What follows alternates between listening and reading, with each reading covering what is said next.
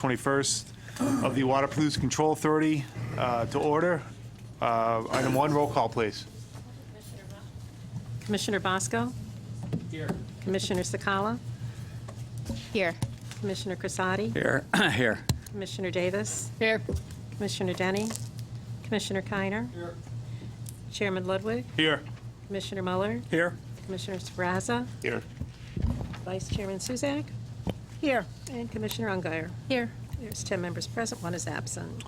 Moving on to item 2, approval of minutes. We have the special meeting of March 3rd, 2019. Do I have a motion to approve? So moved. By Commissioner Muller. Seconded by Commissioner Crissati. Any additions, deletions, changes to the minutes as presented? Hearing none, by show of hands, all those in favor? Opposed, abstentions? 10 in favor, 0 against. Moving on to old business, I believe we have none. Item 3. Item 4, new business. Again, I don't think we have any. Moving on to item 5, item for discussion. Item A, discussion resolution waiver or external grease interceptor requirement. Whereas, I apologize in advance if I ruin anyone's name, Carlos Quetano, franchise of Dunkin' Donuts, Inc., has an approved use permit, PH 2940, to locate a restaurant called Dunkin' at 90 Enfield Street. Whereas Mr. Quetano has requested a waiver from the requirement of an external grease trap and will comply with the requirements of Town Code 86-136B by using an interior grease interceptor. Whereas the Office of the Director of Public Works has reviewed the requested waiver, found it in compliance with the conditions as follows. 1, waiver is valid for only Dunkin' at 90 Enfield Street and is not transferable. Item 2, any change in use, menu, or ownership shall be submitted to the Office of the Director of Public Works and the North Central Health District for compliance to the waiver. 3, Dunkin' shall remain in full compliance with this requirements of the North Central Health District. 4, current written agreement for the minimum cleaning and maintenance of the grease interceptor shall be maintained on file with the Office of the Director of Public Works and the North Central Health District. Item 5, failure to maintain in compliance with these conditions shall automatically cause the waiver to be rescinded. Therefore, be it resolved that the Enfield Water Pollution Control Authority does hereby approve the waiver for the above referenced Dunkin' for the use of the interior grease interceptor in lieu of an exterior grease trap, subject to the conditions listed above. By Commissioner Muller. Do I have a second? Second. By Commissioner Davis. Welcome, sir, and your name and title for the record. Donald Nunes, Director of Public Works. Jason Caetano, franchisee, Dunkin' Donuts. Welcome. Dunkin'. Yeah, so upon reviewing what Mr. Caetano had for what he was going to be doing, they're not going to be baking anything, they're not going to be cooking anything, just going to be cleaning up the utensils that are there. Everything is basically brought off premises, brought to the premises, so again, there's going to be nothing like that. There's going to be no oils, there's no things like that produced other than just standard cleaning utensils. So again, with Planning and Zoning's approval, again, I approve that we should go to an interior grease trap for them. And if you have any questions more for him, you can feel free to ask. Do you want to make a statement or anything, or? No, he pretty much summarized it. We don't do any baking in the locations. Talk closer. So all donuts will be delivered to the location. They're baked off-site. And all of our products are pre-cooked on disposable trays and liners that we do cook in our ovens. Any questions? Commissioner Bosco. Where's 90 Enfield Street? It's right off exit 49, Across from, Which building? the old gun shop. Okay. any other questions? So is it going to be a full-service Dunkin' or sort of the ones not necessarily in the gas station, but a level in between? It's going to be a drive-through only. Drive-through only? Yeah. And you already have your permit approved, or you needed this to go to planning? We needed this Go to to planning and zoning? continue, yes. Got it. Any other questions? And please don't tell anyone that Carlos doesn't bake the donuts fresh there every morning. Questions? Do we ask where he gets them from? Is that allowed, or is it for the record? or no? That's a proprietary secret. Here and now, I think you guys are all set, unless you have anything else. Nope. Thank you for coming. Roll call, please. Commissioner Bosco? 4. Commissioner Sakala? 4. Commissioner Crissati? 4. Commissioner Davis? 4. Commissioner Kiner? 4. Chairman Ludwig? 4. Commissioner Muller? 4. Commissioner Sbraza? 4. Vice Chairman Suzak? 4. And Commissioner Ungary? 4. It's 10 in favor, none against, no abstentions. Thank you. All right, thank Good you. luck. Thanks. Thank you. Moving on to item B under items for discussion. Resolution approving an application for the discharge of public pool water drainage. Whereas the public pool located at the Enfield Annex, 124 North Maple Street, Enfield, Connecticut, will soon be undergoing a major reconstruction project to implement necessary upgrades required by the Connecticut Department of Public Health, requiring Connecticut Department of Health approval. And whereas the pool will require a sewer connection for operations and maintenance, including discharge pool water totaling approximately 166,000 gallons and discharge into the public sewer system. Whereas the discharge requires the approval of the application for permit for the discharge of public pool water drainage by the Enfield Water Pollution Control Authority. Now therefore be it resolved, the Enfield Water Pollution Control Authority does hereby approve the attached and referenced application for permit for a discharge of the public pool water drainage, and authorize the town manager and any other necessary public officials to sign any required documents evidencing this approval on behalf of the authority, and prepared on October 1st, 2019 by the Director of Public Works. Councilor Mullers, Commissioner Mullers, seconded by Commissioner Crissati. Sir. So we're going to be rehabilitating the annex pool with all the mechanicals. Although this is a rehab, it's considered new by the Department of Public Health, so this is one step of the process where the Department of Public Health wants to notify the authority that, again, we're going to be dumping an initial $166,000, 66,000 gallons of water into the system when we drain the pool to start doing the work, but also that you also know that there'll be occasionally, when we backwash the pool and clean and do some other things, we're going to be discharging into it, so about 3,000 or 4,000 gallons every so often. That's all that is getting to make you folks aware that it's going to be discharged into the sewer. We cannot discharge into the drainage system due to the chlorine and other contents that are in there for sanitation, so it's going to go into our sewer and the like. So this is, again, one last step in the process. Once we get this, we file for the full application for the Department of Public Health, we submit plans, and they sign off on it and the like. We are ready to go. We have the plans already. We have the specifications. We should be setting dates tomorrow. Hopefully we'll be on the street by Thursday. So. Any questions for Donald? Yeah, I do. Commissioner Yeah, Crissati? Don, I know that tomorrow you're going to be setting the dates for this, but how long do you expect, months-wise, for this to take place? We're hoping a 4 to 6 week construction period that'll be down. We have the way this is funded, we also need to have this done in January. So we need to be fully billed and fully done, so we're not affecting the way the lease payments are. We need to be done. So it's an aggressive time schedule. We're trying to keep it down as little as possible. We want that pool up and running as quickly as possible because we know we're displacing the high school teams and other programs. We understand we're displacing them, and we're doing what we can to move them to JFK. Fortunately, JFK is still up, but we need to do this pool. If we don't do this one and when we take JFK offline, if this thing goes down on its own, it's going to be down for a lot longer than the 4 to 6 weeks that we are anticipating for the new construction. So, Okay, thank you. yep. Anyone else have any questions? Hearing none, roll call, please. Commissioner Bosco. 4. Commissioner Sakala. 4. Commissioner Crissati. 4. Commissioner Davis. 4. Commissioner Kiner. 4. Chairman Ludwig. 4. Commissioner Muller. 4. Commissioner Saraza. 4. Vice Chairman Suzak. 4. And Commissioner Ungary.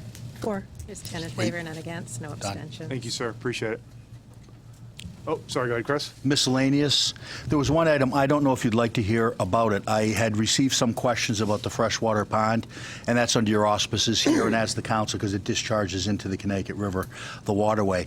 But I had received questions. I knew what they were doing and how much it was costing, but as to why and how often, Commissioner Sfraz had asked me a few questions, so I researched it and talked to Mr. Nunes. Perhaps since we're early, he could just give you a 30-second overview, and those persons at home would know why we dredged it, when we have to do it again, and the expected cost. I think it would be a useful explanation. Donald? Question from any commissioner? Hearing none? Do I have a motion to add to the agenda? By Councilor Muller, seconded by Councilor Speraza. Any discussion on adding to the agenda? Hearing none by show of hands. Opposed, abstentions, 10 in favor, 0 against. Thank you, sir. The floor is yours. So yes, we've received many concerns too that the pond was down and, the panic calls that something happened. But again, all that was a controlled release of the water and the like, and we were very aware again of fish and where they congregate, and we're keeping all the aquatic things in perspective when we're lowering the pond. We needed to lower the pond to put a cofferdam, it's called, those big gigantic sandbags that weighed 1.5 tons each to block off the water, and we were pumping to go clean out the forebay. Now that forebay exists between the walk bridge or the footbridge over the brook and the pier, if you will. There's what's called gabion walls, which are basically chain link fence boxes about as big as this table filled with rocks that prevent basically the sediment and things from going over into the main pond, which does its damage from there. So after years, I think it was in 2007 it was done, and after years and years and years of just typical brooks, and again, all that watershed goes all the way to Costco, fresh water goes all the way out there.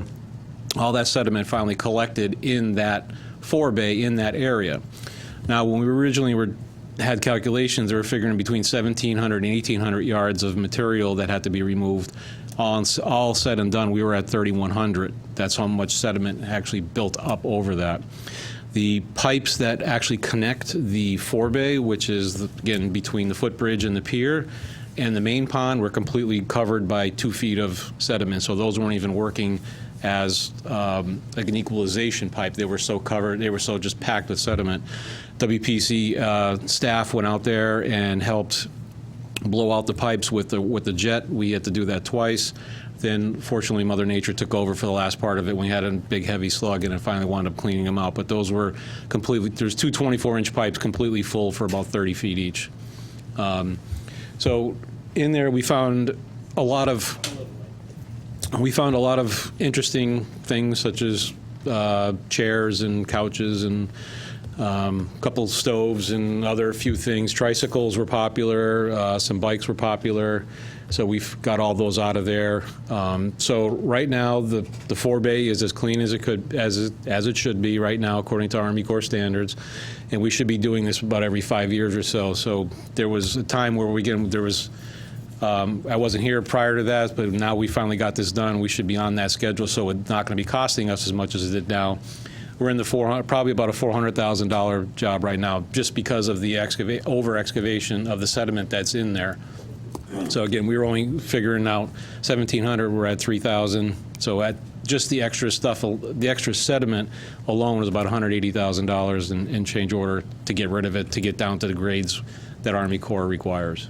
And I will just say that the cost of it, while it seems prohibitive, I want to give Donald credit because through his offices, we were able to get permission from the DEP. They had initially called to have all of that hauled away, and he was able to prevail upon them, as we had done it previously, to bring this, because once it all dries out, it really isn't powder, but it's much less volume. So they allowed us to bring it to the transfer station. How much did we save, Donald? Approximately? I can't even tell you how much we saved, because our hauling costs were, because they were doing the hauling, so they were charging us $30 a yard to dig it and to move it. But I think the estimate was it was over $100,000 savings approximately. At least, yes. So I think, again, being good stewards of the town money, and what we'll do in this budget year, we're going to start putting this aside so we don't have a $400,000 to $500,000 cost That would be later. my question. All right. And the other That's thing is, just- there are fishing derbies there, and this is very important, because what happens when that silt and sediment, it actually covers the bottom of the lake and it asphyxiates, and the oxygen levels there, it kills all of the aquatic life, fish eggs, amphibians, frogs, turtles, so that you really end up with something that isn't a pond or something that's a living area of water. It becomes really a sediment for wastewater. I mean, not that bad, but it's really a dead area. So this is a rejuvenation of it. We did it in accordance with DEEP, and I think it'll offer good recreation space. We're going to also, and I'll say this publicly because I want it to be a deterrent, as we expand our camera system throughout the town in various areas, we're going to make sure that this becomes a priority so we can have monitoring there, and we're going to actually put cameras up so it will discourage people from depositing bulky waste into that waterway. So I thought it would be important for Donald to share this with the town. Yep. Thank you, Donald. Councilor Bosco, then Commissioner Bosco, then Commissioner Crisati. So I guess this would be considered an unavoidable cost to the town, correct? We were under order, Councilman Bosco, and yeah. because we didn't have Public Works direct, well, I don't want to cast aspersions, but because it was delayed as long as it was, we had to pay an $80,000 penalty that the Army Corps of Engineers assessed against the town. They had us make it a contribution to the Audubon Society, but that was $80,000 because we didn't do this when we were supposed to, and we're trying to avoid that in the future. So he basically saved us $100,000 at least, and given the amount of waste, it could have been double that to cart it away, and also an $80,000 penalty, which we won't have next time. But yes, this is mandated by the United States Fishing Army Corps. Our Army Corps of Engineers. and our local DEP and the national counterpart. So this is unavoidable. Okay, thank you. Commissioner Crisati. Well, it's nice to hear that we're going to expand the video system and worry about, you know, the bulky waste pickup. I would like to know approximately how many pounds of bulky waste was taken out of that pond. Oh, I'll have to get back to you on that one. I'll have to get you some numbers I'm sure on it's that. quite a bit. Yeah, because they separated as much as they humanly could. Again, when they were scooping it out, they could only, when they dumped it, we were fishing it out too when they were dumping it at the transfer station. Also in there too, at the transfer station, the contractor came with a machine and he pushed all that up and graded it all off. Until when the grass grows, you'll never know that was really an add-on. And we also added some significant wildlife enhancements there. So there's 16 trees that we had to bring in per Army Corps. If you'll notice, there's some areas around the edge of the pond where it's now dirt, because we actually had to bring in some trees and drop trees into there. So that provides habitat for frogs and for turtles to kind of just sun themselves and just kind of chill out on them. So half to 2/3 of the stump is buried. So you'll see some roots that are actually sticking above the ground. That we did that on purpose for habitat per Army Corps and per deep standards. So that's not something that the contractor left behind or they knocked down purposely. We purposely brought in 16 trees, laid them down into the water, all throughout on the pond side, by the dam, by the bridge side, all that. It's all spread about. That was all done on purpose too for habitat. So. Okay, thanks, Don. Yep. Commissioner Suzak and Commissioner Mueller. Is that something you'd like the source to see, go in for every year, see what there is in there for bulky waste? I mean, that's something they do all the time at the river. They're right down at Barnes. They could circle the pond, take out the couches. Yeah, well, we found them only when we dropped the pond to the lowest levels. They really started surfacing. Some of those bigger items were down deep. So Yeah, well, they probably been down deep because they've been down for a number of years. Yeah, But if you now- do it on an annual basis, Right. It is one of our waterways, and maybe the conservation and the water people can. And now that our add pipes that. are working, when we lower the dam, we can actually lower the forebay, because before we couldn't lower the forebay because the pipes were full, so only the pond went down and the forebay stayed high. Now we actually have functioning pipe systems. We should be able to, we can lower everything at one Yeah, time. these volunteers just, they do it every year, and it might be something if we could get on that. Thank you. Commissioner Mueller? When was it done last? I believe it was 2007 when they put in the gabions and that whole structure that went from the pier all the way across. That's why you see the geese, they're just kind of sitting on, they're like standing on the water. Well, they're standing on those chain link fence boxes out there, the gabions, so they're standing on them. And we're supposed to do it every 5 years? Yeah. At this point forward, thank you. Yeah. Anyone else have any questions? Is it recommended we do it every 5 years, or is it from the Army Corps of Engineers? Or is that just what we think we should be doing? It's a recommendation from the Army Corps. So I think we're going to be putting in, again, like a capital request, we'll break it up over, so we're not going to be taxing. When I was in college, we did summer work down there, and one of the toughest jobs was weed whacking the side of the pond. Do we do that? I mean, because a lot of that stuff would float into the pond, because it wasn't maintained, around, Yep. kind of the weeds. Any thought of how, I don't know if we still have a ton of weeds that we weed whack every year? I remember doing that job, and it was one of the hardest. Right, that was, there's been a recent shift from, Army Corps a couple of years ago had us, did not want us to cut, we cut. We sort of got our hands slapped, and then he said, let it grow now. So that's why we're letting it grow, and we're also, so that way the geese, Doesn't that get into the water and take the, I'm sorry, I'm not an expert, but I always thought that stuff got into the water and actually hurt the oxygen of the water. well, this is more for waterfowl, so when the geese usually make aquatic landings, so when they see that tall grass, they're not going to go through it because of predators. So what they tend to not go through that taller grass. So they'll keep them to the pond, and they can kind of, that's how we're trying to contain them per recommendations per deep and fisheries. Okay. No, So- just curious. Thank you. Yep. Anyone else have any questions? Appreciate it, sir. Thank you. Thank you. Anything else miscellaneous to add to the agenda? No. Do we have a motion to adjourn? Commissioner Mueller, seconded by Commissioner Denny. All those in favor? We are adjourned from the Water Pollution Control. We'll be back in 10 minutes for the regular meeting.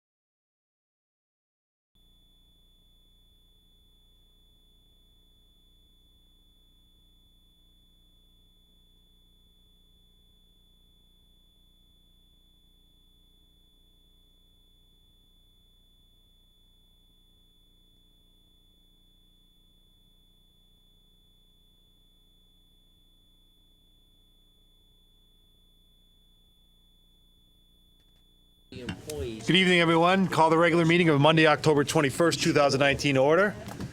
Councilor Zakala, prayer, please. Tonight I pray for the members of our community and in particular for this assembled council. I am asking that you would graciously grant us the wisdom to govern amid the conflicting interests and issues of our times, a sense of the welfare and true needs of our people, confidence in what is right and fitting, the ability to work together in harmony even when there is honest disagreement, and personal peace in our lives and joys in our tasks. Amen. Amen. I pledge allegiance to the flag of the United States of America and to the republic for which it stands, one nation, under God, indivisible, with liberty and justice for all.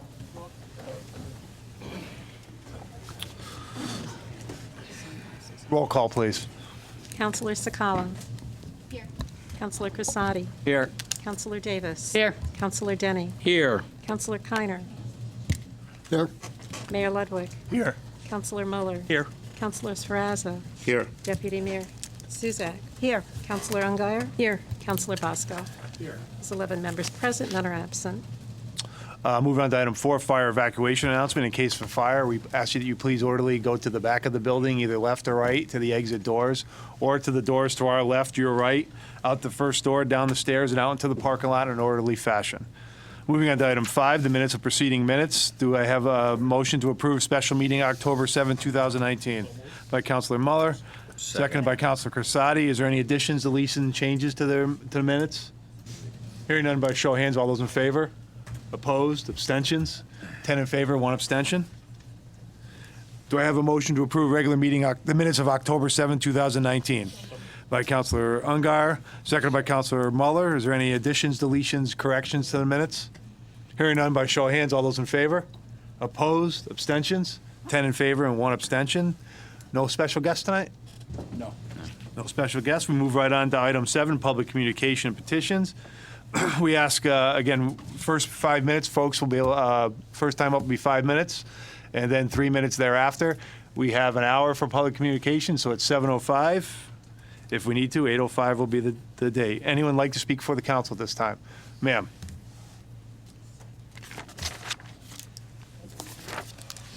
We ask that folks refrain from personalities, please. No. Judy Kilty, 83 Abbey Road. I just want to acknowledge the many long years of service that 2 of our Democratic members have given us to the tireless hours, the time they spent on budgets. Liz, thank you for always being that honest voice, for thanking everyone, whether you agree with them or not, but always acknowledging them and always being so polite. And Ed, thank you so much for always supporting us and doing what's best for the town. And Ed, we salute you. Thank you. We salute you. Salute. Anyone else like speaking for? Thank you. Anyone else like to speak to the council at this time? Go ahead. You guys want to come up?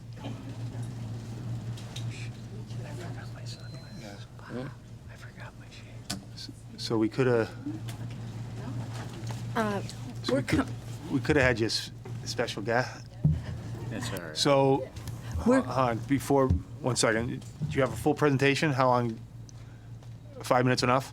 Yes. Okay, go right ahead. Sorry. Welcome. Yes. Welcome. I'm actually Joan Lawson, 18 Mountain View Avenue, Enfield, and also representing tonight Chair of Enfield Together Coalition. You guys.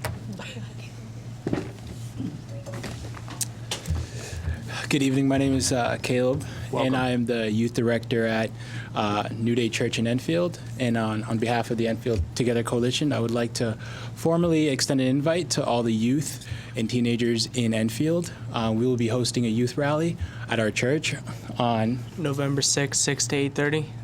there'll be games, there'll be pizza, but more importantly, there'll be a gospel presentation. And it'll be a great time. So just wanted to extend that invite to all the youth and teenagers. Thank you. Thank you. Anyone else? You have 5 minutes. Anyone else like to speak? You will be seeing these yard signs around town, and we hope that you will encourage people that you know who have youth. It is geared for youth, and we would really encourage them to come. We know it's going to be a great night. Again, November 6th at 6 o'clock and goes till 8:30. And all of Town Council is invited, so we hope you'll come and support this event with our Enfield Together Coalition. And the emphasis is on grades 6 through 12, so it's for the older youth. Yep. Yes. It's like, Anything else? that's it. No? All right. Thank you. Thank you very much. Appreciate it. Thank you.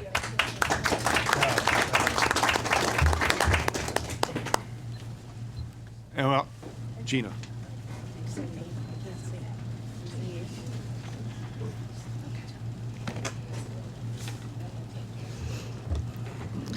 Welcome. Gina Sullivan. Thank you. 11 Spear Avenue. I just want to take a few moments to thank Liz Davis for her years on the town council. Thank you for always being the voice for people. It's appreciated. Ed, Mia Paisan, thank you for all you've done. You as well have been a voice. Leave it to you to make wearing sunglasses at night cooler than Corey Hart. Thank you. Thank you. Anyone else like to speak for the council at this time? Mr. Young.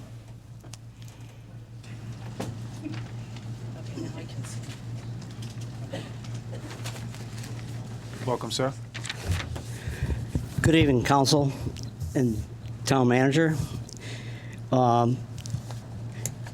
Good luck to all the candidates who are running for the town council and the Board of Education.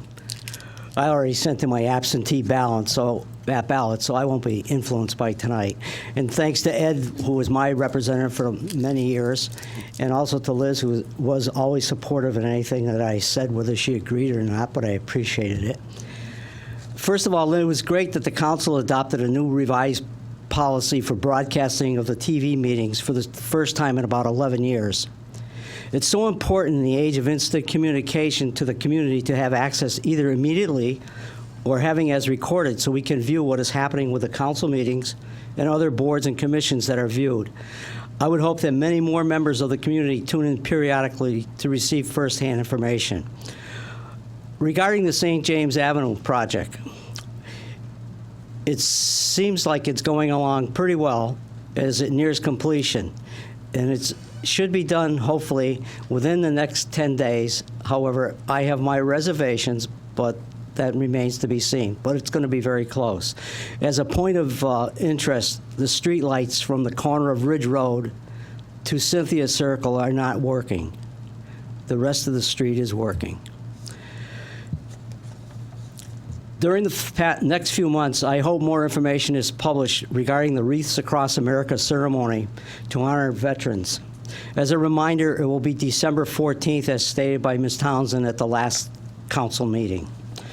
I'd like to make a minor comment on the October 16th letter to the council from the Finance Department for the 2019 year-end transfer of CIP funds. The total from amount does not agree with the total to amount. I believe the total to amount is correct, and the other amount is a typographical error at the bottom of the page for $4,000. At this time, I'd like to take a look at the adopted 2019-2020 annual operating and capital budget as issued on August 26, 2019 by Christopher W. Bronson, Town Manager. This year, I'd like to start by looking at the letter to us residents, etc. Except for some dates and statistical updates, the letter seems to be what I call a boilerplate letter with paragraphs 1, 2, and 4 on page 4, the same as the prior year. There is a new paragraph 3 on page 4 indicating that we restored funding for 12 public safety positions that were not funded in 2019 due to the state cuts in municipal aid from fiscal year 2018 and fiscal year 2019. That was a quote. On page 6, it shows that statistically, we placed 7th in residents per police officer at 470. This is the same amount as the prior year. However, I note that we are still budgeting for 95 police officers or sworn personnel as it's indicated in the budget. The 470 would equate to approximately 44,600 residents of Enfield. Perhaps we could get some clarification on this. Did we only have 83 police officers in 2019? As I mentioned, we budgeted for 95, and that's what we're doing again this year. And therefore, the number would be 538 residents per police officer in 2019. There is a paragraph on page 6 which seems to address part of this issue, indicating that funding has been restored for unfilled positions. The last paragraph on page 5 mentions that we do have a good quality of life position in Enfield compared to our dollars spent when compared to other communities, as shown on the charts on pages 8 and 9. It was good to see that this year the current mill rates were used for comparison, unlike prior years when we were a year behind all the time. It was amazing to see on page 6 that a review of the service data from the same 29 cities and towns as the prior year, including Enfield, were exactly the same. The only thing missing this year from last year's letter was how much the town and the council saved the taxpayers in the budget, which in prior years was like $1.8 million. I'm sure they did the same or better this past year, which I would give them their credit is due. Mr. Young, 30 seconds. I'm not going to get into any more of the adopted budget at this time because I'm sure many of you want to go home and watch the Patriots-Jet game tonight. Thank you. Go Jets. Thank you, Mr. Young. Anyone else like to speak for the council? Ma'am.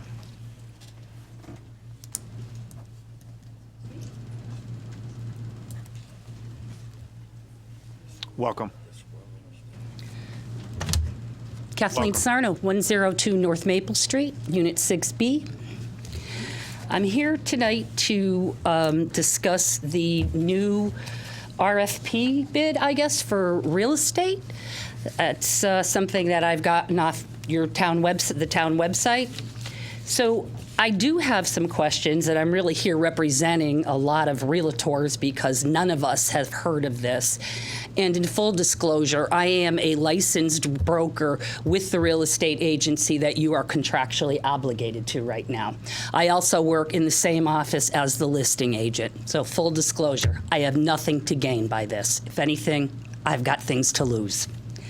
So I'd like to get back to how and when and where all of this was advertised. So instead of getting into a long speech, I'm just going to hit you with questions, and then you can respond however. So the town document, request for qualification, request for proposals, dated 3/25. Where was this advertised for all 4 residential properties? That's one question. The town document, real estate agency services, Q&A. I don't know what this is. Whose questions are they and who answered them? So that's my question on this. They're in red, so I'm assuming the questions in red are the questions that were answered. On this questionnaire, number 2 states that the town is currently working on developing a list of surplus properties which will be discussed and formalized once we select and hire a qualified Connecticut licensed professional real estate agency. Then on number 7, it says, we're ready to get going. We currently have a few properties ready for sale, so it would commence rather quickly. So I'm a little confused. Were there properties? Were there not properties? I don't know. Okay.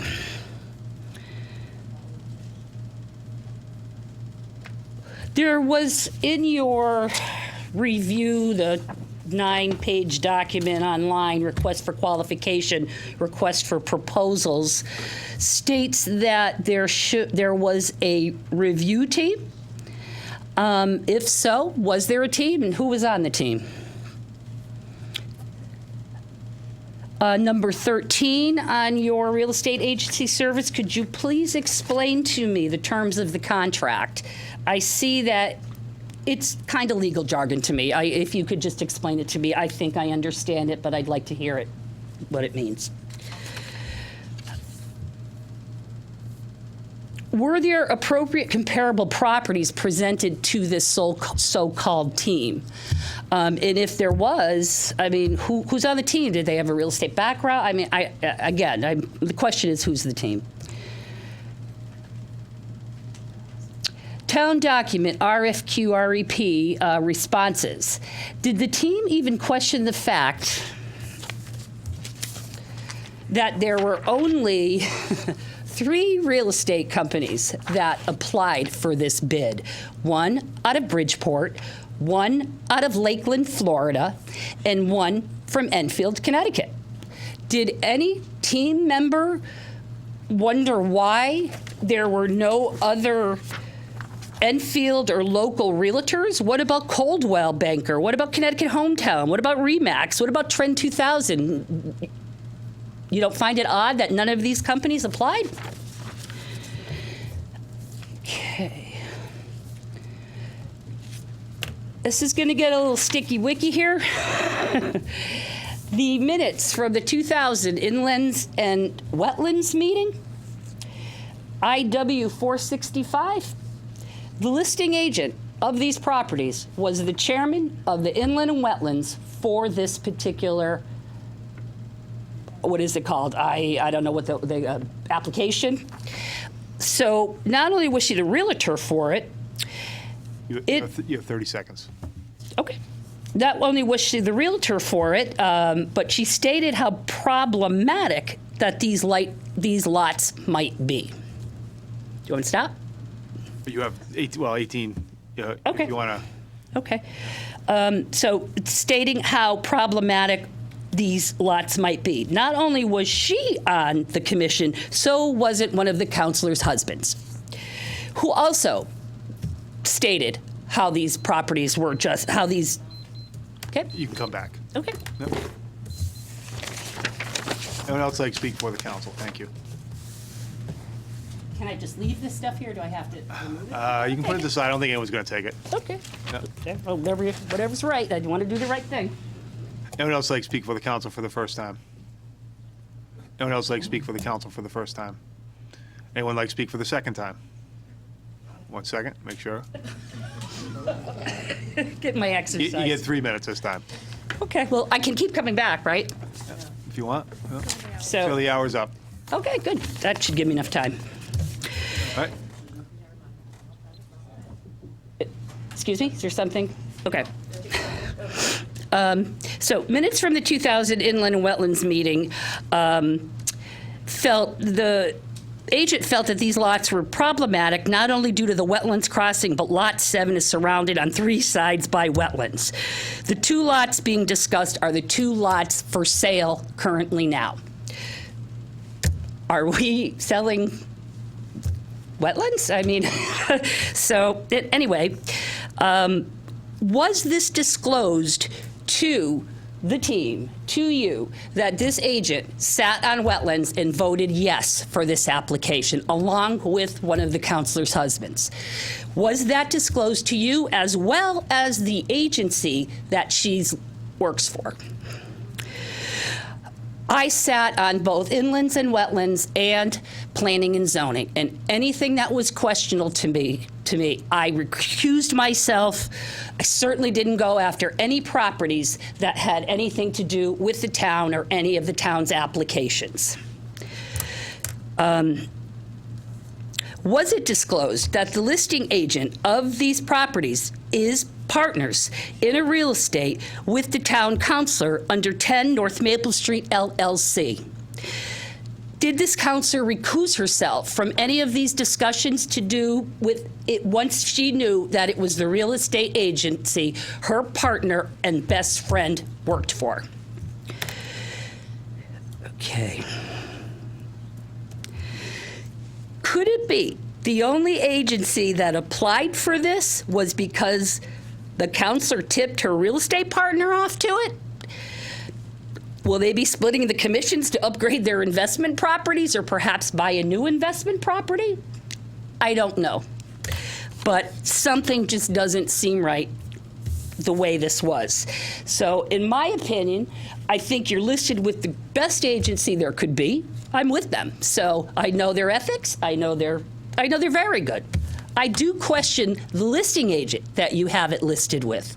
Now, you are in contract with that agency. You have the right to contact this agency and ask for that agent to be removed from these listings, as I think you should. Thank you. Thank you. Anyone else like to speak for the council? Do you want any of these? Okay. Yeah, there'll be,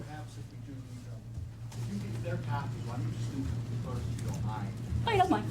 Okay. Yep, I'll go through everything and I'll give it to her. Okay, thanks.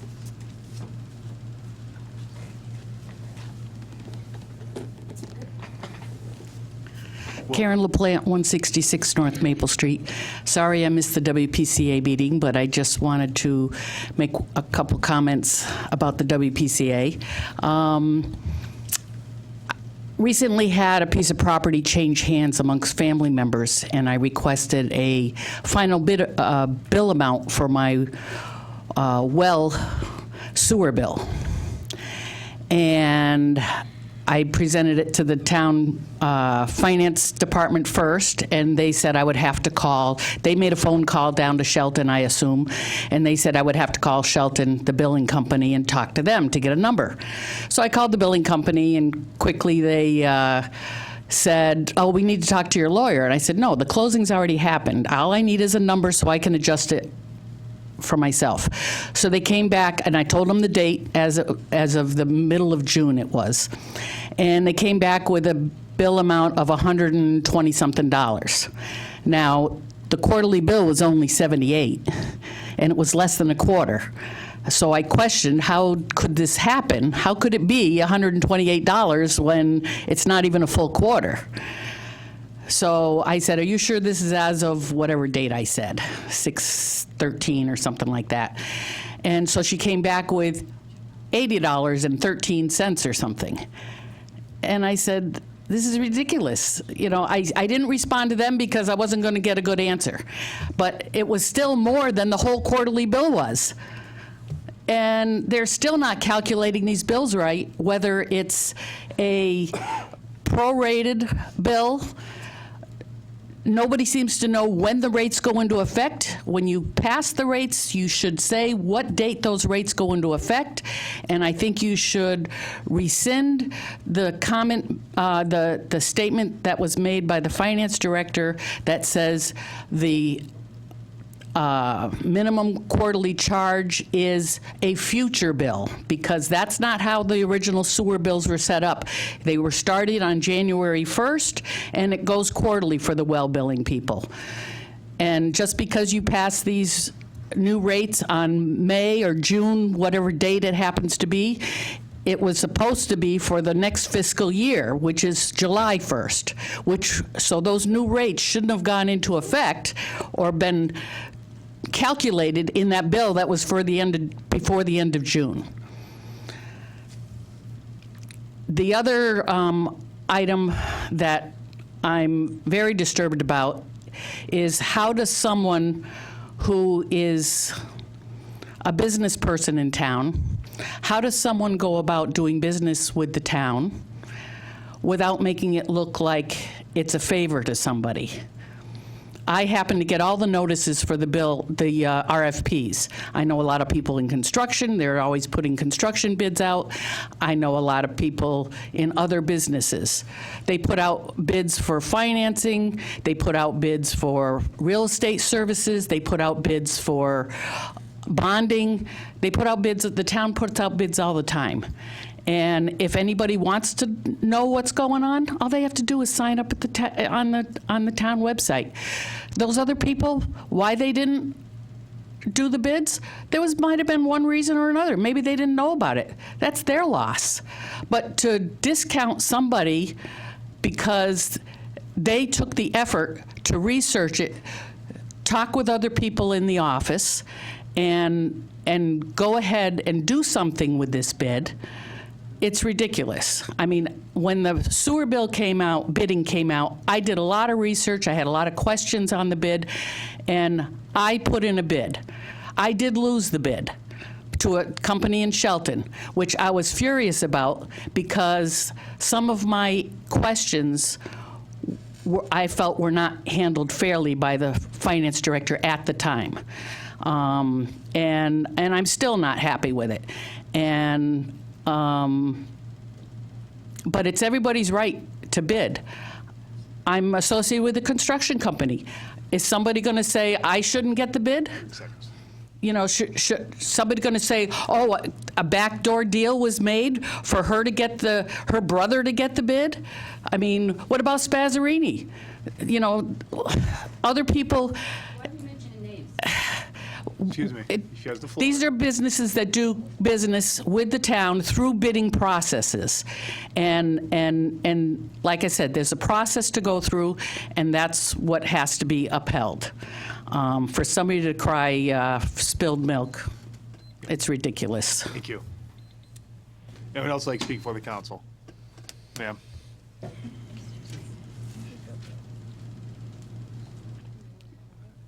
You have 3 minutes. I agree. There is a bid process, but you do have to let people know that there is one. Real estate agents are not contractors. They don't go out. We don't speak the bid language. We talk market analysis. We talk listing appointments. We talk comparables. We don't speak bids. That's why no other realtor heard of this. I did want to ask more questions about what happens when a buyer comes along for the property. Is the listing agent going to disclose to this buyer that the properties are wetlands? Is she going to let them go ahead? Is she going to lie to them? Is she going to tell them the truth? Is she going to disclose it? Are we making people come? What happens when they go in front of the boards and then they get into the planning and zoning board in front of this counselor's husband, and then the husband says no? I mean, what are we gonna do? Make people spend money on applications that we know that land can't be built on?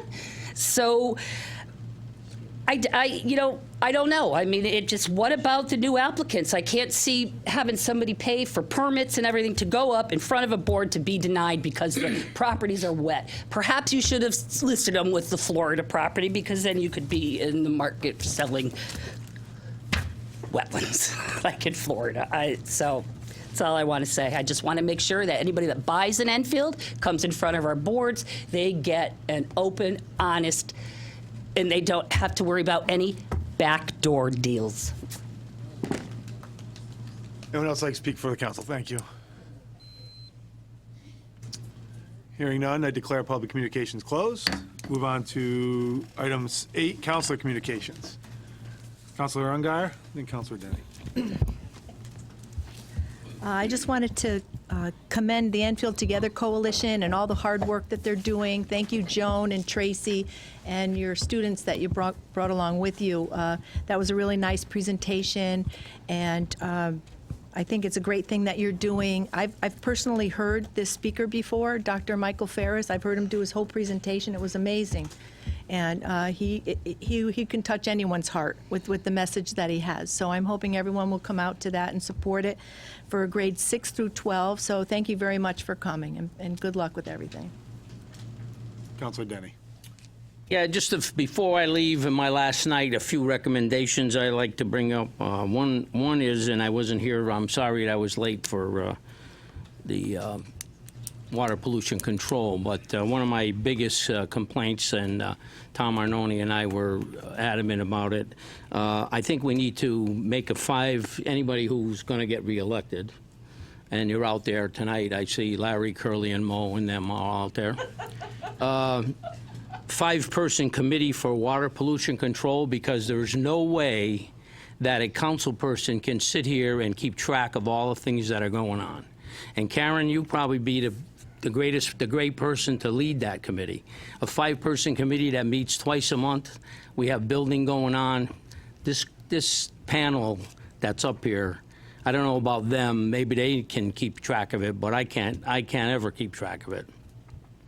The other thing is, we put a thing in with the town of Enfield a long time ago, before Chris was here, but HSA insurance for all people in Enfield for their insurance. And we still have school board individuals who are still not on it. So that's another one of my recommendations, that this council or the new council should get on it. Now we'll talk about the train station for a moment.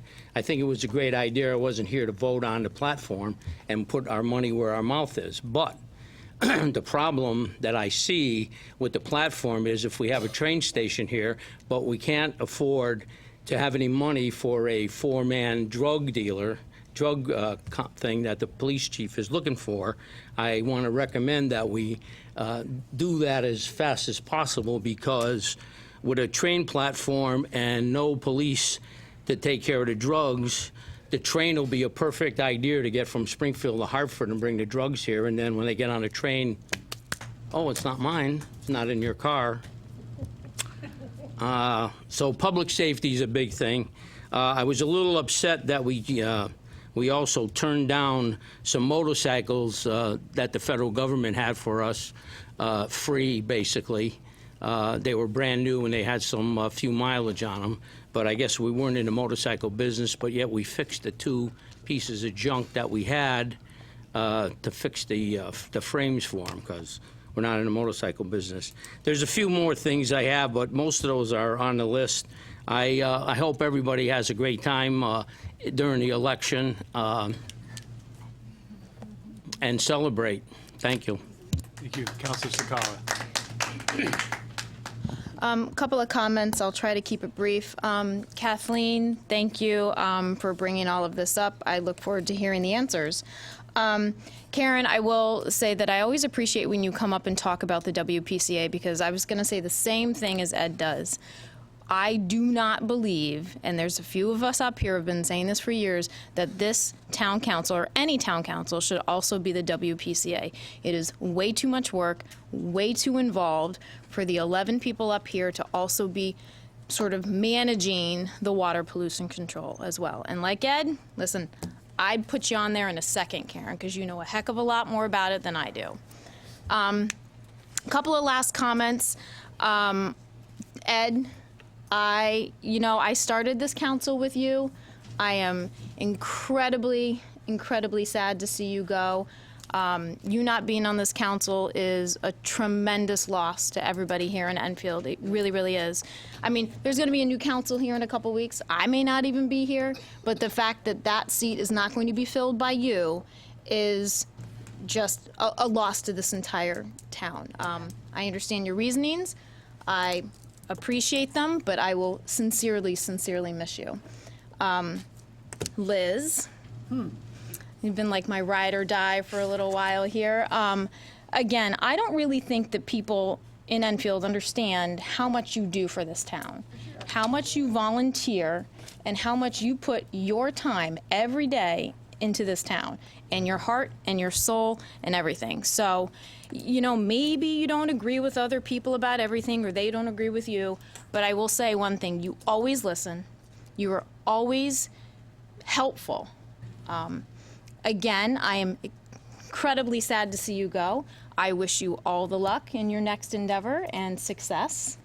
But again, you not being on this council is an incredible loss to this town. And, whatever your affiliation is, it doesn't matter, people out there. This counselor has fought for each and every one of you, and I hope you all understand that. So I'm going to miss you. That's it. Councilor Crisati, then Councilor Sprouse. All right, there's a few things that I'm going to be mentioning here tonight. Ed stated a few of these concerns. Gina mentioned them. I'm going to piggyback on you with the water pollution control. I think that there definitely should be a separate commission. There should be bi-weekly meetings in regard to this, so people can stay on track of this particular commission. It's a very difficult commission for us to be making decisions about. The other thing that Ed had brought up was when Chief Fox was talking about the task force, narcotics task force. I think it's it's going to be in the budget coming up, $360,000 for this force. It's an investment. It's an investment to Thompsonville. It's an investment to the platform. So I'm in totally agreement with that. On another note, I got to commend Don Nunes and his staff for their immediate attention and the cleanup that they did from the debris from the storm last week. And plus their communication with the state DOT on getting these large trees that were knocked down on Route 5 all taken care of, and it's a pretty cleaned up area right now. But his staff did a fantastic job in doing that particular cleanup. I do have a couple of concerns down on Pearl Street Extension.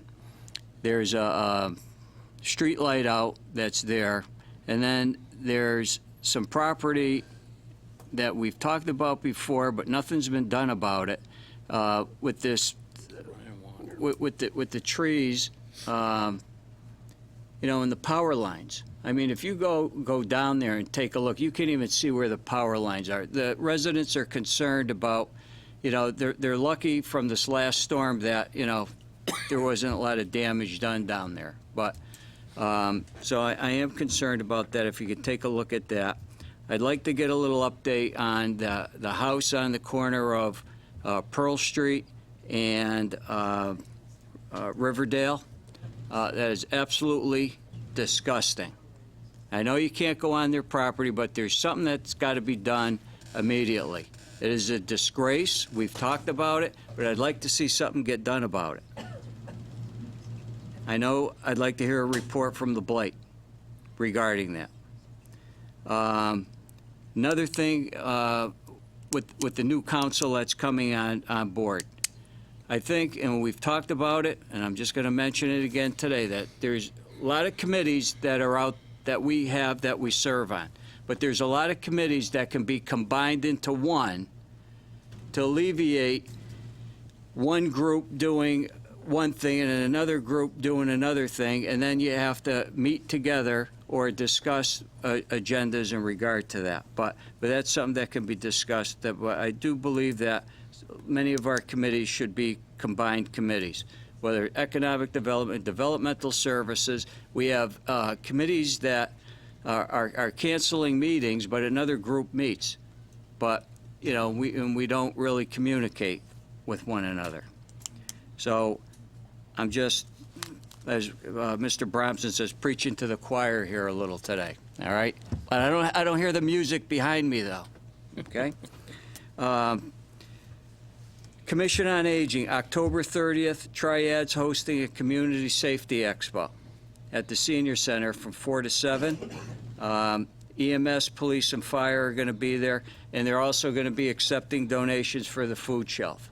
So mark that down on your calendars. What's the date again? It's October 30th. Triad's hosting a Community Safety Expo. The other thing with the Enfield Together Coalition, I'm on the management team. Joan's the leader of this group, and she does a fantastic job on this. There's one thing that she did not say tonight, and I am going to say it, is Drug Take-Back Day, October 26th. All right? And, you know, and then there's another canvas that we're going to be tackling this year, and that's the dangers of vaping. This committee, the Enfield Youth Rally, everything that the Enfield Together Coalition does, it's an outstanding group. So keep up that good work, all right? Also, in regard to the Commission on Aging, the Senior Home Repair Services serviced 150 residences this year. That is fantastic for 6 volunteers. And they're also, within the next couple of weeks, they're finishing up with gutter cleaning and removing of some air conditioners. So hats off to those 6 volunteers that go out there, and they work very hard for everything for the residents who have difficulty doing things. You know, and I even found out that they even go and they fix the innards of toilets and everything, and you know, they do a real nice job. I guess the last thing that I'm going to say, it probably won't be the last thing that I'm going to say, but I just want to say that it has been my pleasure to have served on this council with Ed and Liz over these past 2.5 years, or a little over 2 years. Both of these guys recruited me to be on this council, and I appreciate that. you know, and your efforts and dedication to the town of Enfield and its residents are above and beyond what I even expected on this council. I wish the both of you, the best. I know that I will be staying in contact with both of you, and I know that both of you will be remaining active for the town of Enfield. And I know, Liz, your voice will always be there. Ed, the shades are there.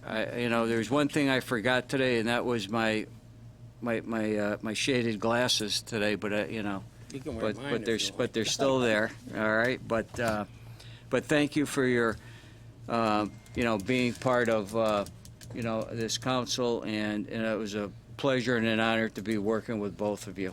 So thank you. Councilor Sprazza. I actually have two things I'd like to speak about. The first one I'm pretty passionate about because I'm not an expert on a lot of things we talk about, but I am an expert on the drug squad. And that's because I started the drug squad in 2015.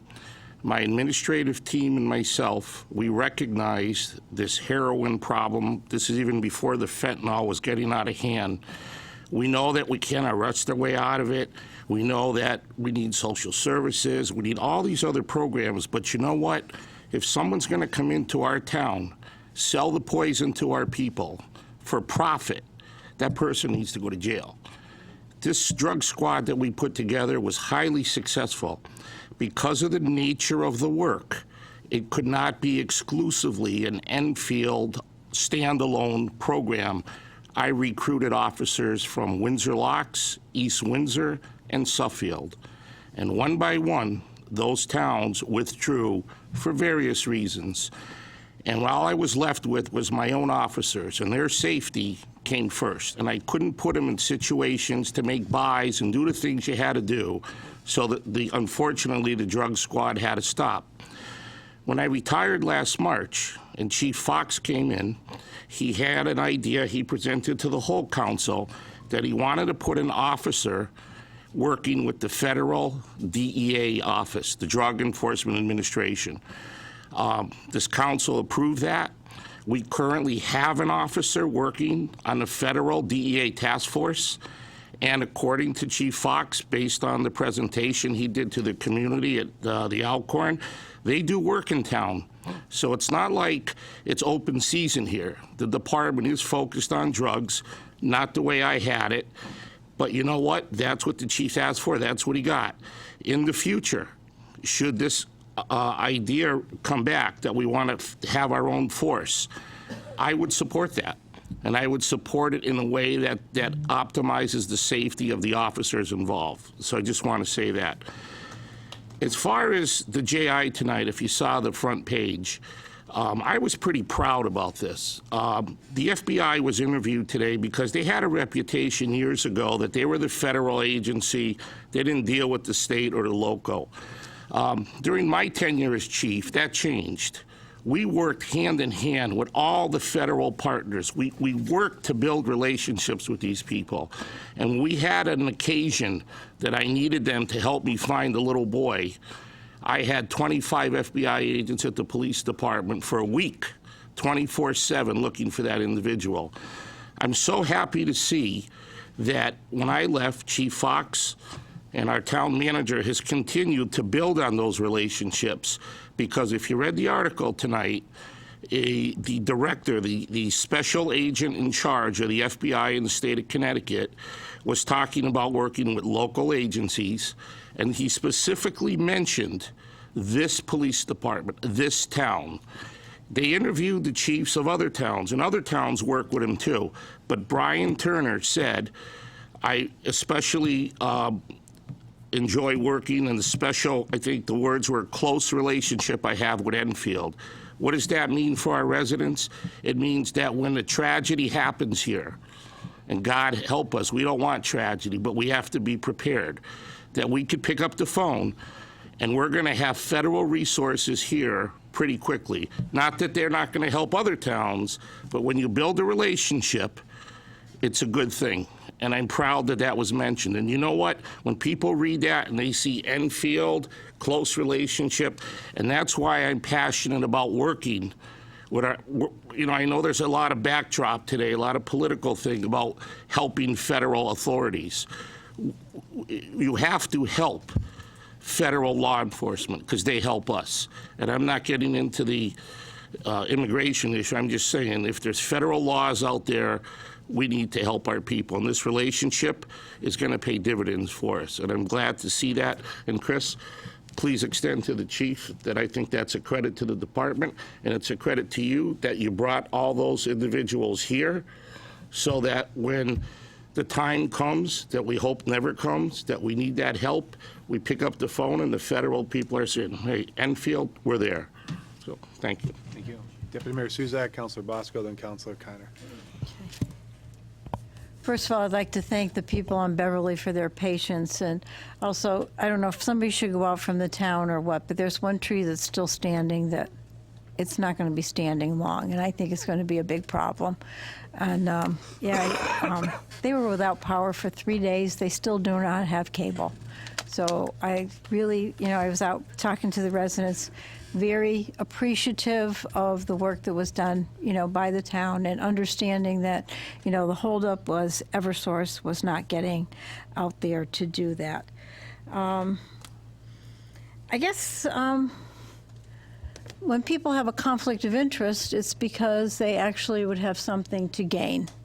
If there's nothing to gain, there's no conflict of interest. And I think there might be a clarification that maybe our staff could help us. We are selling 2 lots out of the 3 that we purchased, and I believe one was being maintained. And as we all know, Enfield is pretty much all wetlands. But through wetland mitigation, we do build on areas that are wetlands, and they go forward. So I don't understand what the whole problem is with that. But if we could verify that it was 3 lots, the 2 good lots are being sold. And that was something that was determined by this council. So, and let's see, what else do I have? I would like to motion to suspend the rules and move items D, E, F, G, H, I to miscellaneous and proceed to vote. Thank you. Second. Did you do the consent agenda? I'd like to add A to that, please. Motion made. Second by Councilor Muller. Any discussion on suspending the rules and moving miscellaneous? Hearing none, all show of hands, all in favor? Opposed? 11 in favor, 0 against. All set? Councilor Bosco and Councilor Kiner.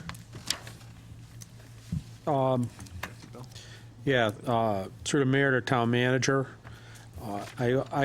I think with the conditions of the storm that we had, we probably should open a transfer station up maybe on Sunday. I had a complaint, someone needed someone, and they had to leave because the dump closed early, so now they're loaded with stuff in their truck, and maybe we can do another hour at night or something, and then open on a Sunday so the residents can get rid of the debris. Chris, thank you. Route 5, the yard on Route 5 up across from the fire station is all taken care of. They went out and Eversource had it fixed. The next thing I'm going to get into is sort of a long thing.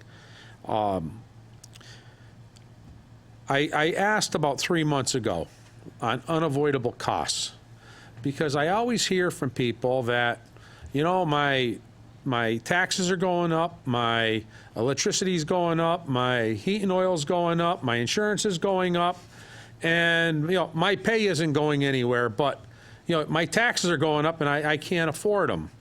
Well, I just had John do a thing, and unavoidable costs this year was 0.81 of a mil. We went up 3/4 of a mil. So if it isn't for thinking different ways and doing things different ways and being frugal with the money we have, our burden to the town was more than what the tax increase was as an unavoidable cost. Now we find out we also had another $500,000 of unavoidable cost on the pond, because we got the fine from the DEP and we had to clean it. And then that also doesn't include the salary increases for the Board of Ed. We were lucky that we got a grant which washed out the salary increases, and that was another $401,000. So when people complain that their taxes are going up, they got to realize that everything that goes up in your house also goes up for the town. The only difference between the town and your house is we pay in salaries and other things. So you know, I get very frustrated when I hear that we waste money, we just spend frivolously, we don't care, we're willy-nilly with money. Well, every single one of us sits on a Saturday and we probably put 25, 30 hours in a week trying to make a budget straight. Well, the people in the audience or the people in town should come to these meetings to see how hard it is to start trying to cut the money down so the taxes aren't as crazy. We start off, sometimes there'll be a $1.5 million increase, and we have to whittle down and we have to make them tough decisions. And there's really only one way, or two ways, is one, you get smart and try to be resourceful, or you have to cut something. And when you cut something, that usually doesn't make people happy. And, you know, the next thing is, you know, I hear them complaining about our tax increases and the crazy amount, but each one of us here all own property. So when we go and put a tax increase of $0.75 of a mil, it hurts each one of us in the pocket too. We don't get paid for this job. We don't get any benefits from this job. If anything, it costs us to do this. If you figure how much money we spend on gas and time and presents and fundraisers that everyone comes, they don't say, hey, you're coming to my fundraiser for free because we want the council there. They want the money from you. That's why they're calling you. So I just want to let everyone know that if we want to have a community like we have right now, we have to try to be mindful and figure ways of bringing more revenue into town and trying to keep the taxes low. And when you hear people say, I'm going to cut taxes, we all know that's a lie, because there is nothing to cut.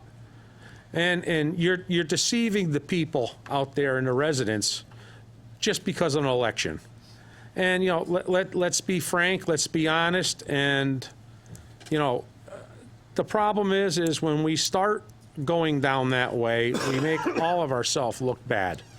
And that's all I could say. I'm hoping that Chris could come up with a little bit better explanation of me than on this stuff, but, you know, we work very hard to try to keep the taxes down as low as possible. So, thank you. Councilor Kiner, then Councilor Davis. Thank you, Mr. Mayor. Just a couple of comments and, excuse me, a couple of questions. First of all, Lori, happy anniversary to you. 30 years, is that 35 years. Wonderful. Congratulations to you. See, for those of us who read Facebook, we know what's going on in this community. Ed and Liz, what more can I say than has already been said without it sounding like a eulogy? Seriously, thank you so much for everything that you guys have done. You know, quite candidly, sometimes we did not necessarily agree with you, Liz, and with Ed, but you were always upfront, you were always honest and transparent, and we always respected both of you for that. And whoever serves on this town council in the near future, I'm sure going to say, Liz and Ed, we do miss you, and we will. There's no doubt about that. Chris, Kathleen Sarno raised a number of questions. I was trying to write these questions down, and I lost track after the third or fourth. I'm sure you have, and it'll be in the minutes. I really hope that that the council will be able to obtain a list of, get these answers that Ms. Sarno raised. And just one question that comes to my mind now. currently will be using All Points Realty for these certain real estate transactions. What I'm kind of curious about is, prior to using All Points, was there another real estate agency that was used prior to this? And if you can answer that now, great. If not, then we'll get an answer from you later. But I'm kind of curious as to how that real estate agent, broker, was selected, and if in fact there was such a process. I'd appreciate an answer to that when you have a chance. And I guess that's it. Thank you. Councilor Davis. First of all, I want to thank everybody that came and spoke. Thank you for the nice comments. And Mr. Young, I always look forward to all your research. I don't know why you didn't run to be on the town council, actually, because you do a lot of research and a lot of homework. So you will be missed. So with Kathleen, sorry that you're going through all this, and I am hoping that we do get answers. So through the mayor to town manager, town attorney, I'd like to publicly request a legal opinion on everything of Ms. Sarno's comments, and let's see if there is a conflict of interest or the vote. And you guys got all the questions that she asked, so I would like a legal opinion on this to see if it was straight and narrow or if something was wrong. Unlike, someone receiving a text and we need a legal opinion, I think this is a lot bigger than that. So, because I am transparent. So I request that. Now, I also, well, Ed and I go way back, military and all, huh, Ed? So you might be seeing signs popping up through town to vote for Ed for District 4. I highly recommend people write his name in on District 4 because we cannot lose him, and the town truly needs him, as I'm hearing from everybody when you're out there. Also, Chris, I'm not one. I know campaign time, we all got to pat our backs, glue our horns, and act like we did everything. So honestly, no one party did anything in this town. It was people working together. But I would say the true fact was your leadership, and all your departments. You came up with a way to save, to get us the money for our seniors for that tax credit. Your whole crew did, and how we didn't hit into our funds and raise taxes. So the list goes on, and I could go down 1,000 of these things that everybody wants to take credit for. But I truly want to thank you and your whole entire staff, because if we didn't have you as the leader, half this stuff wouldn't have been passed. You started the sinking fund, everything for our residents. And so I just want to say thank you for all that you've done, and I hear it from all the residents that when they call your office, they get answers, this and that. So we don't need kudos for the elected people. You choose to run. Let's just not say any lies, because it's a sin. But so I truly want to give the credit to where the credit belongs, and that's to you and your team that you have. So please pass to all of them. Thank you for all that they've done and what we've accomplished in this time that we've had you as the leader of our town and the face of our town. And to me, I couldn't think of a better person to be the face of Enfield. So thank you very much for all that you've done. Councilor Muller. Through the mayor to the town manager, can we have someone look at the parking lot lights by Enfield Adult Ed? Buzz Robotics gets out late, and there's about 3 lights out in the parking lot. Please, thank you. As Nantucket is celebrating Hispanic Heritage Month, it's a fun evening for the whole family. It's Wednesday, this coming Wednesday, October 23rd, from 6 to 7:45 in the ACC Conference Center. All families are welcome. There's food, raffle, and activities. Thank you. Councilor Bosco. Yeah, through the mayor to town manager. One more thing, Chris. Taylor Road across from Herring, I see a fresh cut in the road, and there's a patch, and it's only the size of the utility ditch. So if we could look at it, because that road was done relatively shortly, and it should be one that takes a curb to center to curb patch. Thank you. Anyone else? Yeah, I have one thing.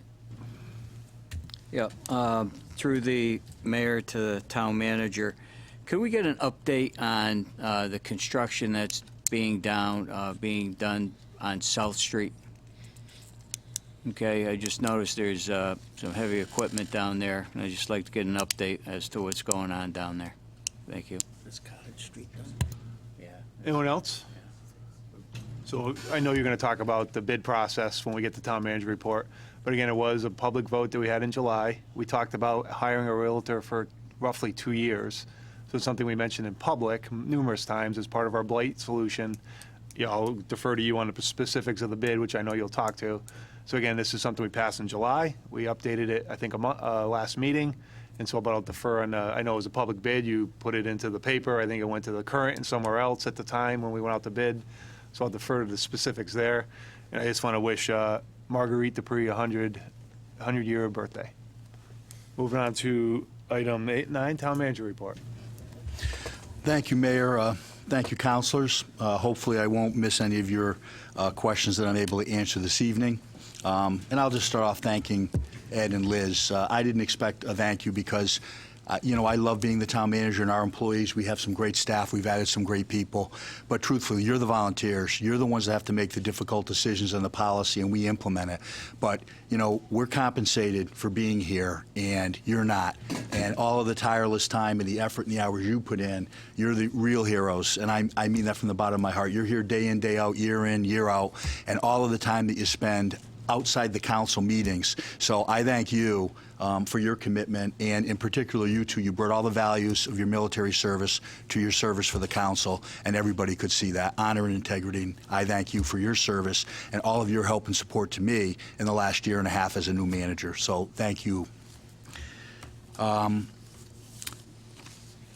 I guess not going in order. Mr. Young, I don't know, I guess in the letter and the budget, there were some kudos and there was some constructive input, and I'll look at that next year. I guess kind of there has to be a little boilerplate because it's explaining, to those who aren't as informed as Mr. Young as to what the process is and what we're trying to do. I am appreciative that he likes some of the innovations, and we'll look next year. I'll try to be a little more poetic, and maybe he can even help me.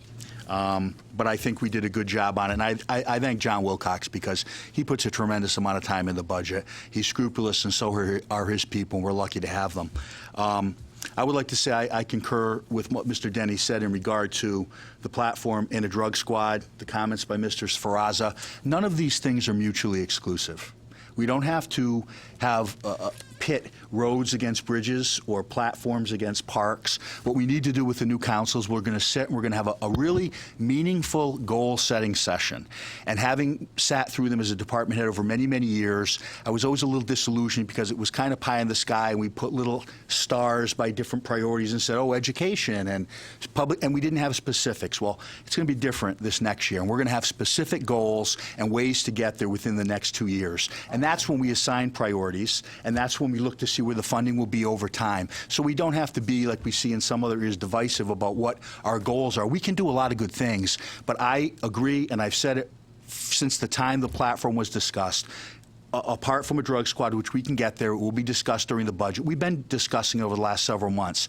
But at the platform and in Thompsonville, when we start to revitalize, and if we bring people there, it is our obligation to protect them. And we'll have a police presence that is remarkable, that is 24/7, and our goal is to, hopefully, I know it's the gold standard, but to never have an untoward incident there to anybody. So we can do all of these things. We just have to plan.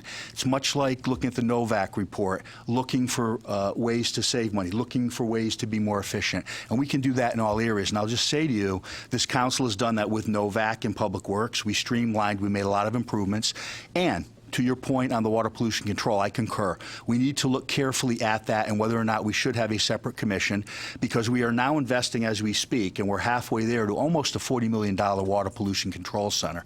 And it would be a sin to invest that money and have a state-of-the-art facility and not put the personnel there, the time and attention to make sure we're doing maintenance and repairs. Because I've heard from other areas around the state, they do a new one, immediately they don't adequately do the repairs, they don't keep up, and within 2-3 years they have expensive problems they're confronting. We had a speaker come who was a resident from Enfield in a nearby town who told us that story. I'm very pleased to report that we have successfully recruited and hired a top-flight water pollution control superintendent for the new facility, Mike Fiona. He comes highly experienced. He was there over the course of the weekend. He showed his colors. It was kind of baptism by fire. And I would like to echo and just thank the Public Works Department, the Police Department, and the Building Department. You know, we get a storm and it's raining, and I sent out a thank you. I sleep better in my bed during those incidents knowing that these great folks are out there protecting us while we're safe at home.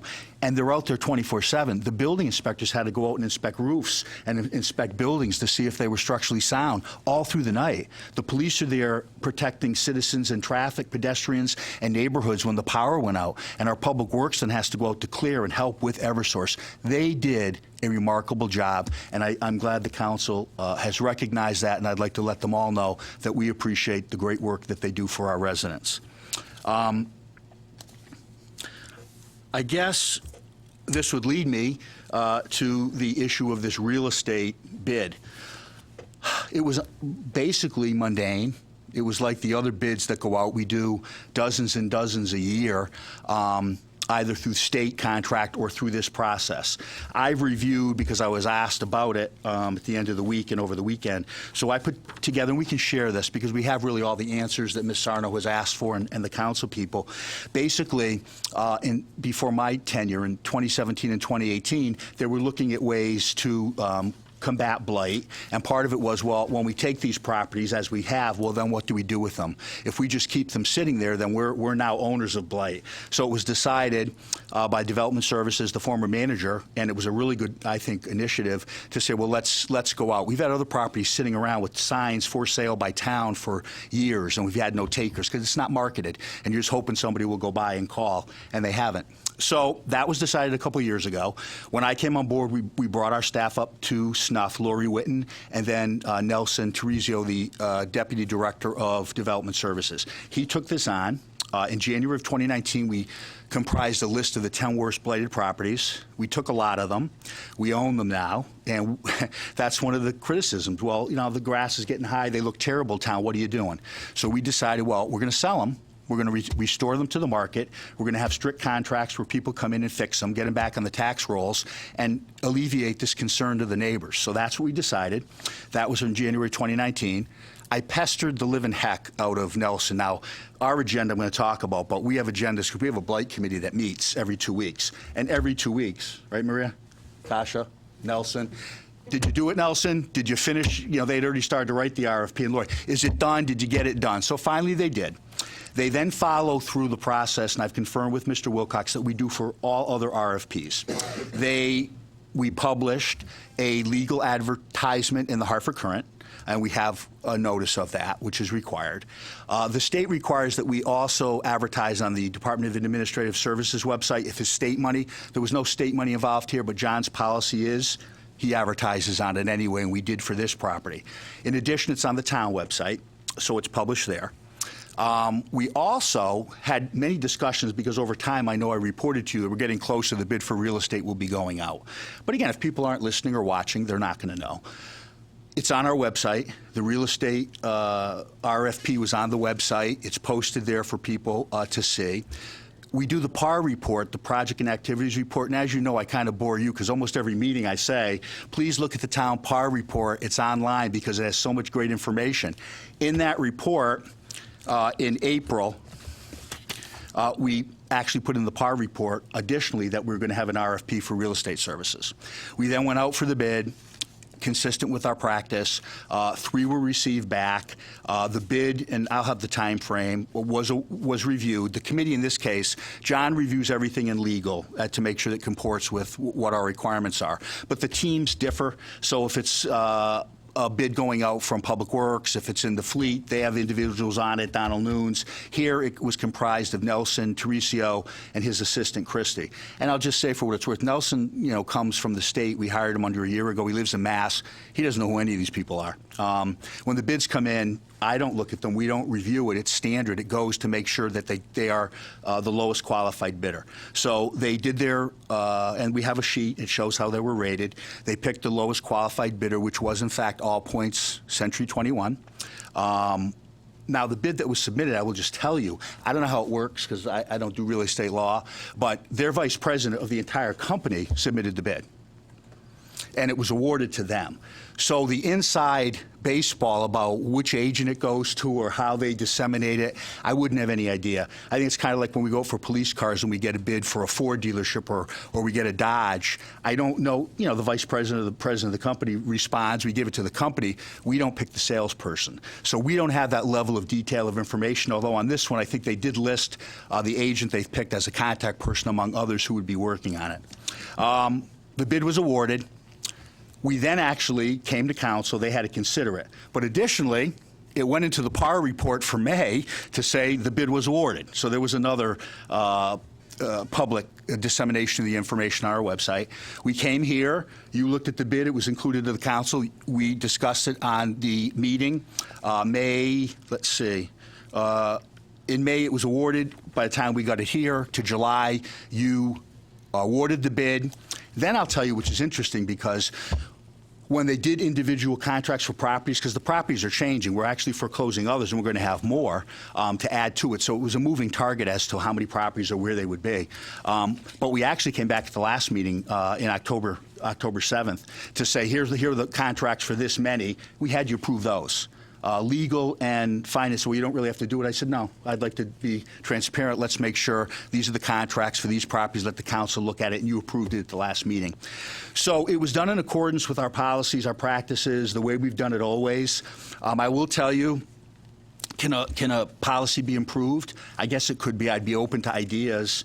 This is the way we've done it. And in regard to why nobody else bid, well, I will tell you that we had heard some realtors did make inquiries that were local, and when they found out that this was blighted properties and they're really kind of a difficult property to move because some of them aren't even safe to go into, they didn't bid. We went out for auditors within the last 3 months. We got one bid. We went out for, we went out for town attorney. We got one outside firm, and we got two larger ones, just like this bid. Used to be, when I was competing to be town attorney, you'd get 10 or 11 local attorneys interested, and we just didn't. So it's not unusual that we don't get a lot of bids. But we do all that we can to promote it. We put it on our website. We discussed it here. I'm open for ideas as to how we can do it. We certainly can't start calling roofers when we have a roofing bid, or call car people when we have car bids, or call realtors when we have realtor bids. We don't have the personnel to do it. So as Karen LaPlante said, I would anybody listening tonight that is interested in town bids, you can sign up. You sign up and we'll send you all the bids that we put out there, and you can be on the list. Lastly, I'm going to let the town attorney talk about the subject property, what is being sort of termed as the swampland for sale, because it's not.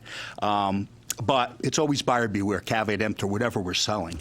But Maria's going to address that. I will just tell you the contract is pretty good. Town attorney has an eagle eye, and so does the finance director.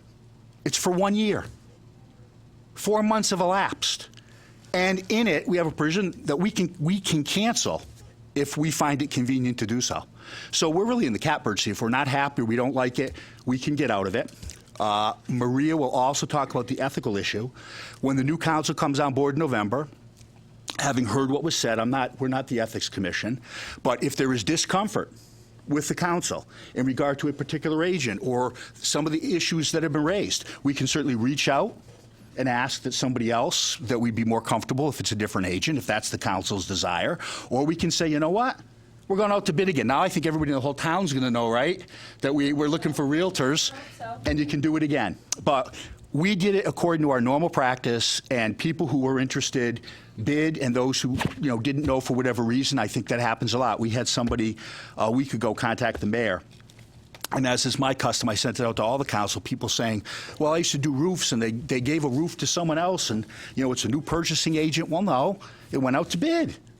And it was done the same way, and that person didn't bid. So, I mean, there's no perfect way to reach everybody on every discipline. We did everything according to the book, above and beyond with our procedure. I don't know how we could have done any more. Unless you want to hire a lot of people in finance to just do RFPs. One thing I'm thinking just out loud that I will incorporate, and I talked to Mr. Wilcox, I think going forward, even on the manager site, even though it's on his, under finance, remember, this is the way we did it for the high school, $100 million. This is what we followed. This is what we're following now for JFK. This is the process we follow for water pollution control. And you know what? The high school was built JFK, we have no shortage of people bidding, and the water pollution control, we had very active bidders. Again, construction, I think they're more versed in it. This was a little unique, but we did everything that was proper. And again, it's only for a year, and we can revisit it at any time before then if the new council so desires. So I hope that helps everybody. Thanks. Councilor Sferrazza? Mr. Brown, I just want to ask you a question. When the bid was awarded to All Points, that's the company, did the town in any way specify which agent to assign it to? We don't, again, get into that level of detail. They, in their bid, it was from the vice president of the company, from what I've seen, they indicated there would be contact people, a group that would be working on it. Of course, I didn't see that until when the information was just correct. The bottom line is, though, he's the one. Well, it's that their company. We don't. It's their company. Okay. I mean, in the future, you could do that, too. If you want to get down in the weeds to that degree and say, in a company that we've already hired, we now want to designate the agent, talk about a conflict or favoritism, I think that that would really be asking for trouble. Councilor Bosco. Through the mayor, town manager, I just want to stress to everybody out there that maybe against popular belief, the town council has nothing to do with any bids. We're not there when any bids are open. The only thing that happens is we may know that they're going to be putting a bid out, and that's about it. And we don't know anything until the bid has been awarded and taken care of. We have no idea on who's getting it and where it is in the queue until it is awarded and done. So I just want to make sure everyone understands that is the town council, we could say, all right, we're going out for, this realtor. But as soon as that's out of our purview, we have nothing to do with anything at all until it's able to have you sign the contract. And that's really the only thing we're doing is giving you authority to sign the contract for this bid. So I just wanted to make sure we got all that set. And then if you could explain after a little bit better on some of the unavoidable costs that we ran into. Perhaps, though, just to wrap this up now, if the town attorney would just like to address the lot issue and the conflict issue. So we're moving on to item 9, town attorney. Well, she can do it in my report because I'm going to have to address Joey, so we can just. Sorry, Maria, go ahead. It's okay. Thank you. Thanks, Mr. Mayor.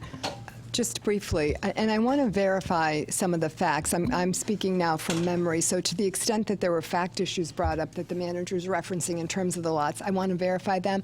But my understanding is the lots that are marketed are lots that are approved building lots, and there may only be 2 of them.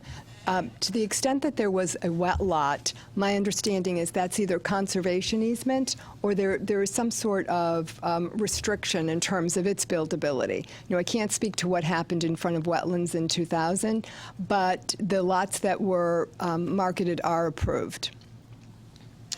In terms of the conflict of interest, Councilor through the mayor to Councilor Davis, we'll certainly look at to the extent that there are legal opinions that need to be written. But I do want to say this in terms of conflict.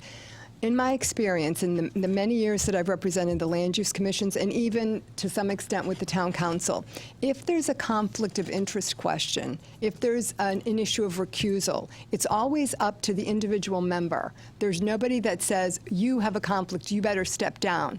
We've seen it with P&Z, with wetlands. I've addressed it within that context that someone has raised this. Do you believe there's a conflict? So setting that aside, if someone believes that a member, whether it's of this agency or another agency, that someone voted and they shouldn't have because there was a conflict or there was something to gain, we have an ethics ordinance, an ethics commission, as the town manager referenced. And what happens is the person who's concerned goes to the ethics commission and says, I think there's a problem here.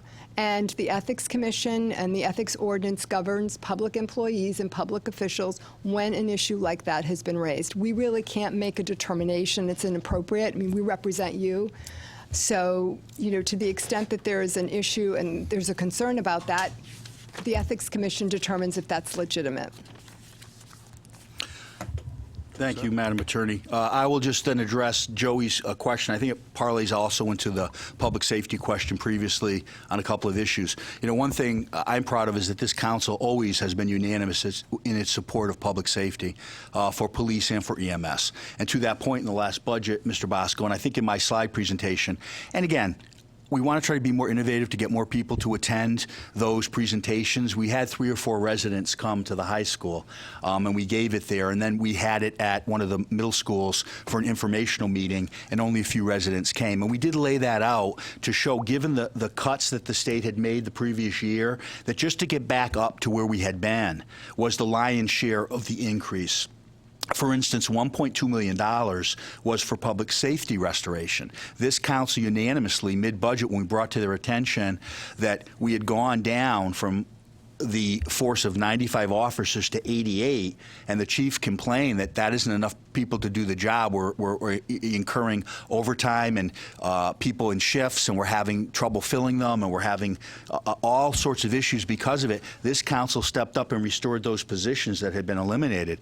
Likewise, in EMS, you recall, this council restored 4 positions that were cut, 2 EMS, 2 paramedic, because we were running a skeletal crew, we were incurring workman's comp injuries, and our response time to people who were perhaps in cardiac arrest, and we do many of those a year, was being significantly increased, and we were relying on outside aid to come from Hartford to service our residents. So this council said that's not acceptable. They restored it. Likewise, this council, and I will say in an effort to combat, we added a 3rd canine drug dog.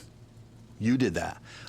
So there's been a great commitment here to public safety, and you've all been part of it, and I think that's going to continue into the future. But you're right, Mr. Bosco, just like our households, we all look at our electric bill, we look at our gas bill, we look at our food bills, we look at what it costs to maintain our home. There's a threshold of unavoidable costs. It's the same with the town. And we did, I think, a really hard job. We really looked at that budget. We really scrutinized it last year. And we can, again, put it out, the one slide which said of the increase, most of it was to restore. For other types of increases, to do other types of programs, it didn't happen. We didn't add new things to the budget. We just tried to maintain and keep our nose above water. So that's where we could have had a cut if we didn't have to do the restoration last year of all of public safety and what the state had cut. We feasibly or conceivably could have kept the mill rate the same or maybe slightly decreased it, but to restore the draconian cuts the state inflicted on us last year and were really impacting public safety, you chose to do the brave thing and I think the right thing and restore public safety. So I hope that helps. Just for another thing, just pay increases was $500,000 for town employees and another $401,000 for school. So that's a lot of money that's all contractual that we have to do. I mean, we don't even have a way around that because of binding arbitration. We all get 2% increases, and them 2% increases are every year. So you're talking in this budget between school and Board of Ed, almost $1 million every year in pay increases. So, I just want people to understand where this line is, and it's very hard to sit here and try to keep things down. And no matter what, if the town's robbing $10 more from me, I don't want to give it to them. But just sometimes if you want to keep the town running and maintain what we have, I mean, our schools are great. They're thriving. Our police are second to none. Our ambulances.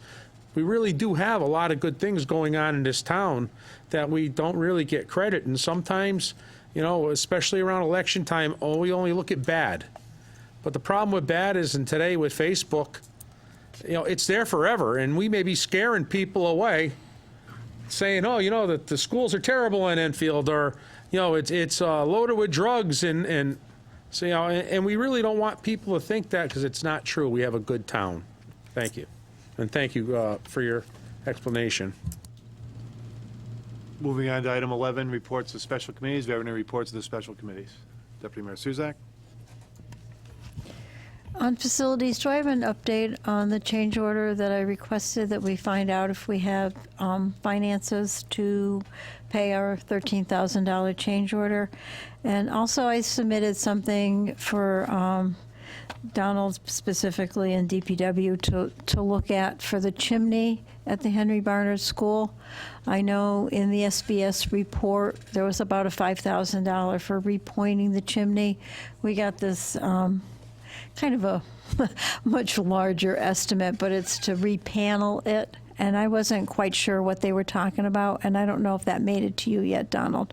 I'm getting a head shake in the back, so I'm saying no. So if we could just look at that, because we got a roof that doesn't leak, and we need to address the chimney because it's a porous, and it's gonna impact what we do in the future. And other than that, we're hoping to come in November with a report for facilities on the transfer station and hopefully an update on the master plan.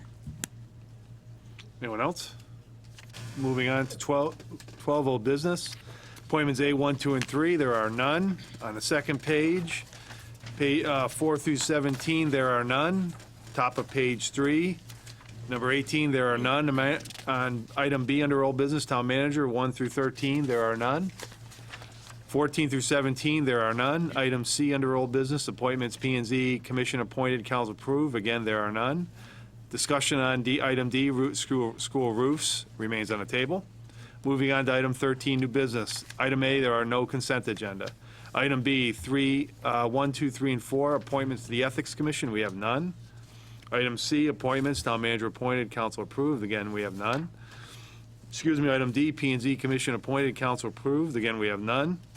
Items for discussion, A has been moved to miscellaneous.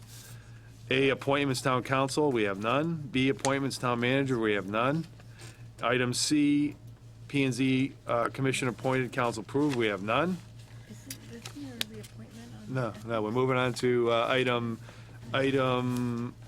consent agenda under miscellaneous, moving on to item 15. The consent agenda, discussion, resolution, transfer of funds to assessment and, be it resolved in accordance with Chapter 6, Section 8F of the Town Charter, the following transfer is hereby made. To assessment and revenue collection of $5,200 from assessment and revenue collection of $5,200 certified by John Wilcox on 10/10/19, approved by Christopher Bronson on 10/15/19. Do we have a motion on the consent agenda approved? By show of hands, all those in favor? Opposed? Abstentions, 11 in favor, 0 against. We move on to miscellaneous. Item D. Request for transfer of funds for CIP of $115,000. Resolve that in accordance with Chapter 6, Section 8F of the Town Charter. The following transfer is hereby made. From the general fund, $115,000 to capital and non-reoccurring fund of $115,000, certified that the above stated funds are available as of October 16, 2019 by John Wilcox, Director of Finance, approved by the Town Manager, Christopher Bronson, on 10/15/2019. Councilor Muller, seconded by Deputy Mayor Suzak. Will Burr, just to... No, just briefly, we had to open the, at Stowe and Head Start by utilizing the gymnasium. We did temporary AC. We went out to bid for a permanent solution.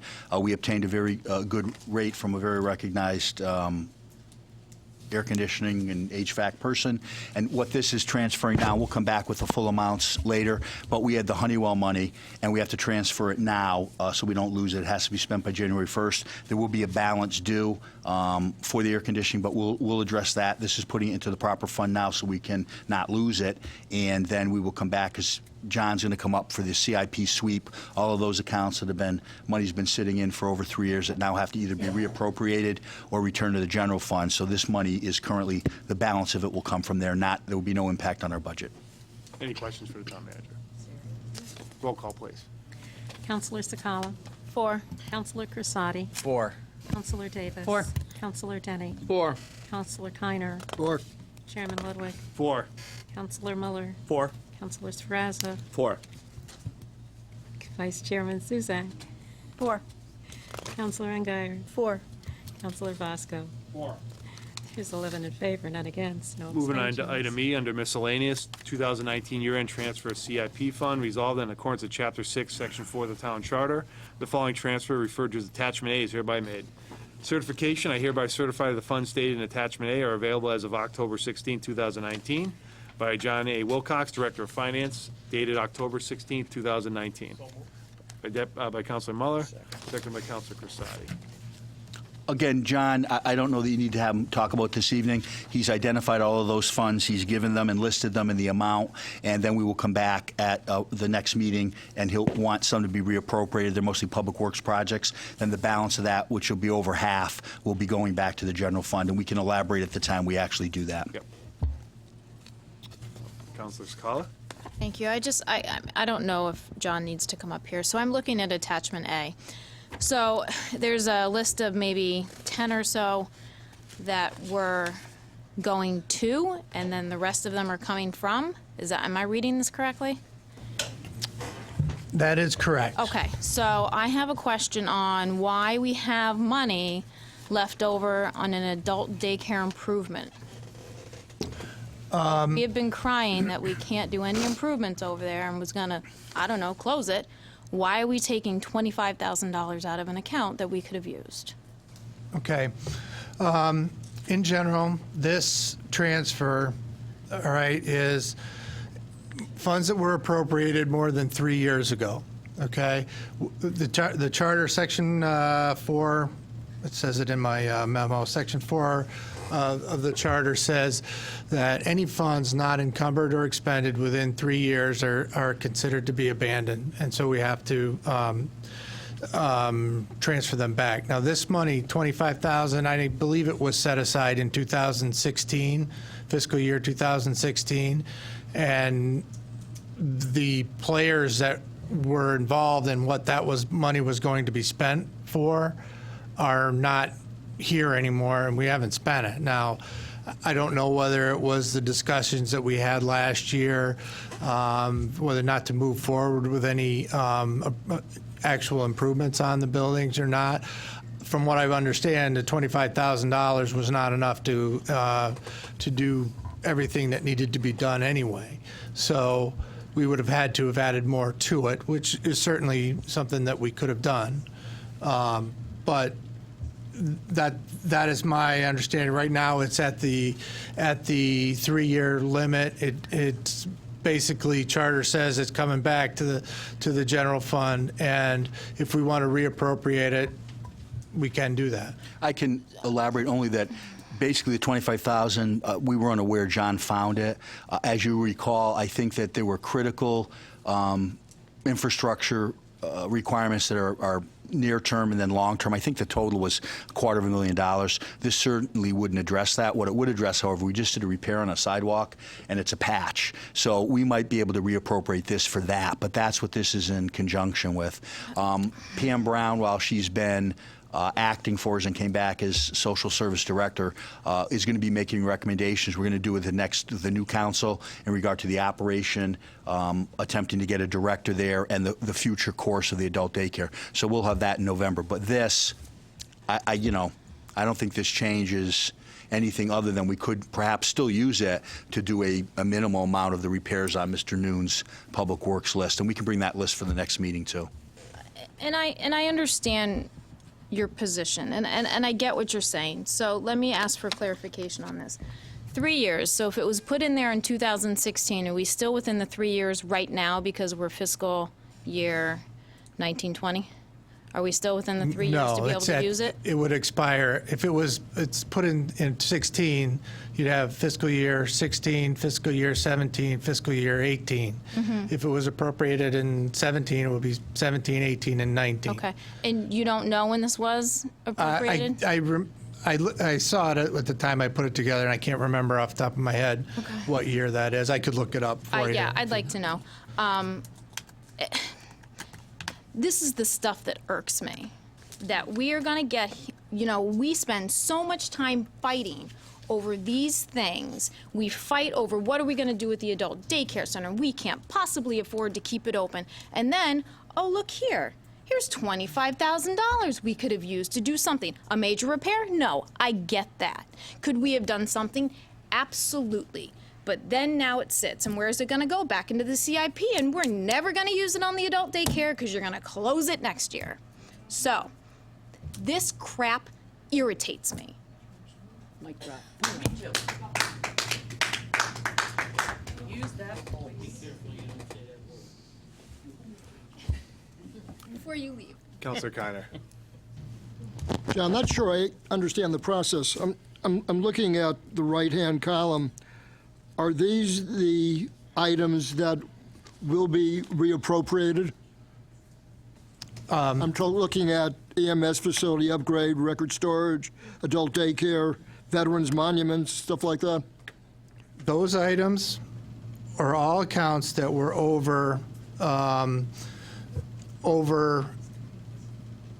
don't want to say, they were over 3 years old. So these ones had, and I'm not exactly sure how this happened, to tell you the truth, because our system has controls where it doesn't allow accounts that are over budget to even, you can't even post it if it's going to be over budget. So these accounts did get overspent by 15 cents, by 49 cents. The land, and I believe the compensation ones I can understand because they're payroll related, and the system will post those anyway. I honestly, I looked into it, but they're smaller amounts, most of them, so I didn't really spend a lot of time looking into how it happened, because we do wander. I honestly do not have a good answer, and I'll have to find out if you really need to know on it. Let me just ask you this another way.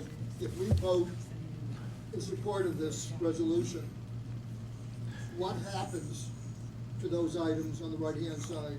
And the two that stand out to me more than any of the others are the adult daycare and the veterans monument. Okay. Those funds. Can remain in the budget?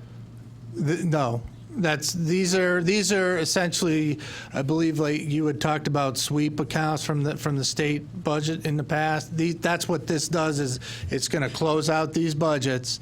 These budgets will now go to zero. They had a balance in the budget of these amounts. They will go to zero. The money goes back into the unappropriated fund balance. It goes back into fund balance in the general fund. Just so I understand you, as an example, $25,000 for adult daycare, that's going back in the general fund. That's correct. I cannot support this.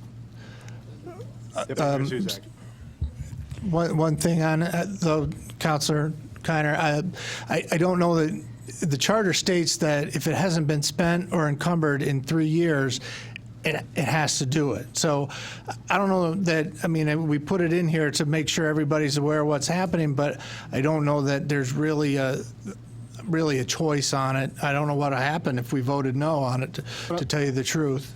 I'm looking at the words reappropriated, and to Correct. me, That's what we had intended to bring back a list of some of these accounts that we would like to reappropriate at the next council meeting. So an example of that would be we have an amount for various drainage things, $144,859. That is one of the accounts that we would like to. I mean, we feel it's prudent to have money aside for if we have emergency drainage items, that we have money set aside that we can save that stuff. And I said, as the adult daycare funds could be set aside and reestablished at that point with the next. What I'll suggest is what he's basically saying, by operational law, this has to be done. So if you vote for it, you're not going to be able to touch this money, because the chart. Whether you vote for this, he's bringing it to your attention. He does that customarily, but the charter, the law requires this all has to revert. So whether you vote for it or not, you can't spend it. So what I would suggest to address your and Gina's concern is that you should pass it this evening. This is done every year, but then I will direct John. He had certain accounts that he was going to ask at the next meeting to reappropriate, we'll include the $25,000 for adult daycare. Then you can decide if you want to reappropriate it then or not. So it won't be going back into the general fund. We'll designate that clearly this evening. I think everybody would agree, and then you can decide at the next meeting. That way it won't revert to the general fund. It'll address your concern. Just to paraphrase what you're saying then, this money goes into the general fund. The next council will determine whether or not those funds will be reappropriated for such things as what we've already mentioned. Correct. We'll specifically enumerate the $25,000 for adult daycare so that it will stay there. And to there's no other Gina's way by question, state statute, by our ordinance, to keep this money in the budget now for these items. Can't happen. no, it's got the sweep's got to occur, and then we years. can go back and reappropriate. So we'll include that. But to Gina's point, in our budget, I can only know what they present to me that's available, and this was not presented, this $25,000. And I understand your sentiment, but again, given the cost of all of the improvements, and again, we can look at that, because the adult daycare is still up and running despite the critical improvements for $250,000. So we'll assess everything again with the new council to see what we really need to do, and we can fund it accordingly. But this we'll keep out there, John. We'll move to reappropriate, and the council can consider it in November. Well, just one last question. What if, and this is not going to happen, but what if this council, by majority vote, were to vote no on this resolution? What happens? I'd have to defer to John and the town attorney, but I think the money is going to revert to the general fund regardless Well, of what so it doesn't make a difference how we You'll vote. never be able to spend Why are it. we doing it then? Right. All right, thank you. So I think it's more, as I say, a courtesy of John coming in to say this is what we've discovered. Councilor Sakala, in response to your question, the funds were originally appropriated in 2017. So it would have been July 1st, 2017. 17, 18, 19, which means it could have been a year ago, huh? That's correct. This money, Fascinating. this 2000, this transfer, we are posting to, we are requesting that it hit 2019, and then the funds that we would reappropriate would be posted to fiscal year 20, I'm not which mad would at add you. another year on it. I appreciate your explanation. I am not mad at you. I hope I'm you're not mad me. at you either. Thank Maybe. you. I don't know yet. I don't want to appreciate lose your sleep explanation tonight over. too, Thank but you. I may be mad. Okay. You all set? And one other thing. Mayor Suzak. Okay. One question. I actually have maybe a point of clarification that it would be nice that, because sometimes what happens is we appropriate $50,000, the project only costs $30,000, and $20,000 is remaining. So it's a completed project, and the money is in there and will be swept out. So there's no harm, no foul on that. There's other projects that sit out there, and they extend past the 3 years. And I'm going to say it again, because I say it every meeting, that is why we have established sinking funds. Because this does not happen in a sinking fund. When you set the sinking fund up and you put money in it, it does not have to disappear at the end of 3 years. As we know, we all move at a glacier pace here, and 10 years is not government doesn't move fast. I thought. Well, and to that end, one of the goals, and I don't want to belabor it, but one of the goals having governance that we meet, and one of the requests, and John has been doing this now, is let's look when a project's done, let's look back to the account, so we can do this that year if we know. Right, and that would make it Council so much better Susak, for us that it's because- done and we have 15 grand. Well, let's deal with it then, not wait for 3 years and get Right. it lost. And also, then you could, because of its public works, you could then put it in a sinking fund for another project, and we'd be safe. We wouldn't have to be going through Right, this but then exercise. again, you have to have a resolution to get it out of there, so be really Right. careful what you put in there. Yeah. So, thank you.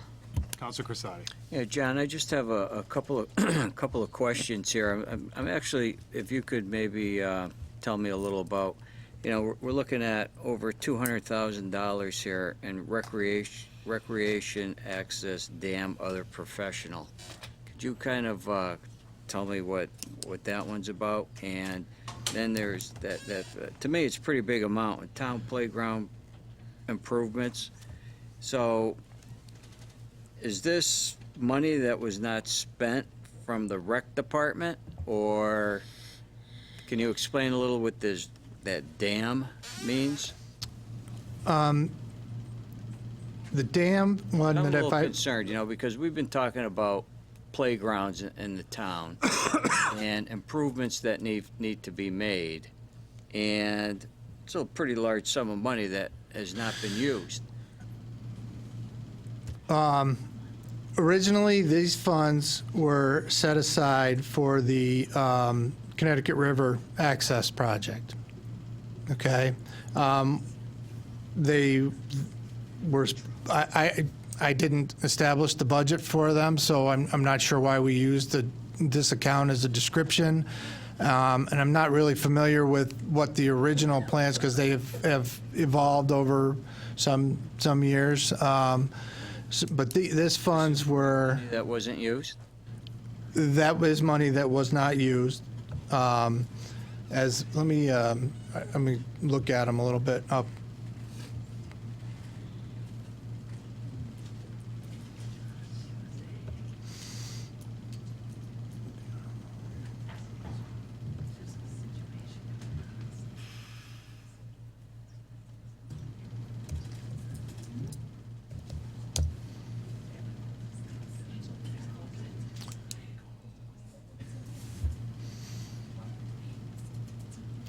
This was set aside for the River Access Project design in 2015. So effective July 1st, 2014. That's the biggest share of this money. Like I said, I don't know why we would put it in that account, but I'm kind of at a loss, because I wasn't involved. And, the whole development office is new. The whole, our office is. I'd like to see that money kept into that. Well, it was set for that. I mean, we could certainly reappropriate Money it. for the platform. If we're going to allocate money for Connecticut River access, we should be putting it into that slot area. Perhaps what we should do is, this has been done every year, and it's been sort of perfunctory. Perhaps if there's questions, I think John, again, it's going to be by operation of law, whether we act on it now or later. I think we should defer it, and John should just try to give a brief history, and we'll put it in the packets between now and the next meeting of what this was for. Again, it predates he or I, and we can give a rundown of it. And then, again, you have the prerogative to redirect some of it to other uses. So I think we could probably talk about it all night this evening, but John isn't going to have the answers to a lot of the specific questions, other than the fact they're over 3 years old and they've got to revert. So I would just say we table it. If John's in accord, he can track down the other information, some more background information about this, and we'll do it at the last meeting, because we You can't. want to table this one? You have to do it this evening? Well, I would like to get it done, because the audit's starting in November, so. Well, then, continue to ask This then. one I would like to do. I mean, we could do it in 2020, I'm sorry, but. I'm not saying 2020, I was just saying in November, if you wanted more time, if there were other questions that we needed information, or if the council's comfortable with John's explanations, he's going to come at the next meeting in November for specifically reprogramming, and why don't you look and make your requests and forward them to me as to what you'd like to see reprogrammed. Deputy Mayor Sudak. I keep hearing that they're over 3 years, they have to go by charter. Yes. So, they're going to go no matter what, is what John's saying, what we're all saying. But I think we need to look at them and say, what are the things we want brought back? I think that's. So then you should act on it this evening. Act We'll on make it sure we this keep out evening. adult daycare and any others, or you look at them, direct them to me, and we'll direct them to John for that money to be reappropriated, because there's a good amount of funding here. Yeah, thank you. Okay. Anyone else? Hearing none, roll call, please. One other thing, Mr. Young was Roll correct. call, John. What's All that? right, yeah. Yeah, but Mr. Young was correct Mr. in Young that. wasn't on this, though, right? So it's a different, you have to address that after. In that my total was incorrect on one of them. I had a typo, and it really should have been $760,424. I say this lovingly, John, quit while you're behind, and let's proceed to the vote. Thank you, sir. Roll call, please. Don't fix it. Counselor Sakala. 4. Counselor Crisati. 4. Counselor Davis. 4. Counselor Denny. Against. Counselor Keiner. No. Mayor Ludwig. 4. Councilor Muller. 4. Councilor Sferrazza. 4. Deputy Mayor Suzak.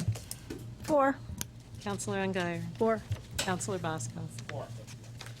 We have 9 in favor, 2 against, and no abstentions. Moving on to item F, resolution for use of program income. Anyone want to waive the reading? I make a motion to waive the reading. Thank you by Councilor Second. Scala, seconded by Councilor Crissati. It was Denny, by the way, but Any, it's all right. sorry, I heard the, so this is for the new homeowners program. I don't know if Nelson is a, Yes, let Nelson. important, yeah.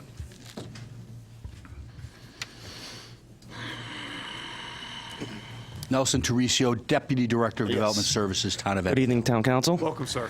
The reason for this resolution tonight, this is the reuse of program income. What that means is, over the past years, the town's received money from the state through the CDBG, the Community Development Block Grant Program, to fund 2 of our housing programs here in town. They are the newly revived first-time homebuyer program and the housing rehab program. So those grant funds were put into program income. We invest in these projects. These are deferred loans that come back to the town. So it's a revolving loan fund that we have here in town. So we currently have about $200,000 in the housing rehab program and only $25,000 in the first-time homebuyer program. So we need to basically just take $75,000 out of the housing rehab program and put it into the first-time homebuyer program to have that $100,000 pot that we need in order to start, in order for so that we can have about 10 projects here in town to fund and support through the first-time homebuyer program. So that's just basically the resolution for tonight, is just to authorize the transfer of funds. Any questions? Yes. Okay. So the housing rehab program, if I'm interested into rehabbing a house someplace, then there's no money. We have $125,000 still left Yeah, in the but you're housing. going to transfer that. There's $200,000 in the housing rehab program account, and we are transferring 75 of that 200. So there will be a balance of $125,000 in the housing rehab program. Just so you know, Counselor, I didn't hear him right. the state is recommended to do this because that money sat there and we haven't used it. Okay. So they said you better start using it, and we'll replenish it if you do. But again, like Correct. the last, these are funds that haven't been used, and they said either use them or Yes. we're not giving you any more in the future. Discussed at the Loan Review Committee. Right. We Correct. discussed this in the summer at the Loan Review. Correct. You're welcome. Any other questions? Again, I think it's great. We're actually putting money into the first homeowners buyer program. I don't know if you want to announce. Yeah, we've been getting some inquiries. Well, I'm happy to announce that there have been two lending institutions that have partnered. That's Westfield Bank here in town, and the Guaranteed Rate Infinity, which is right across the street. They're in the Caldwell Banker office.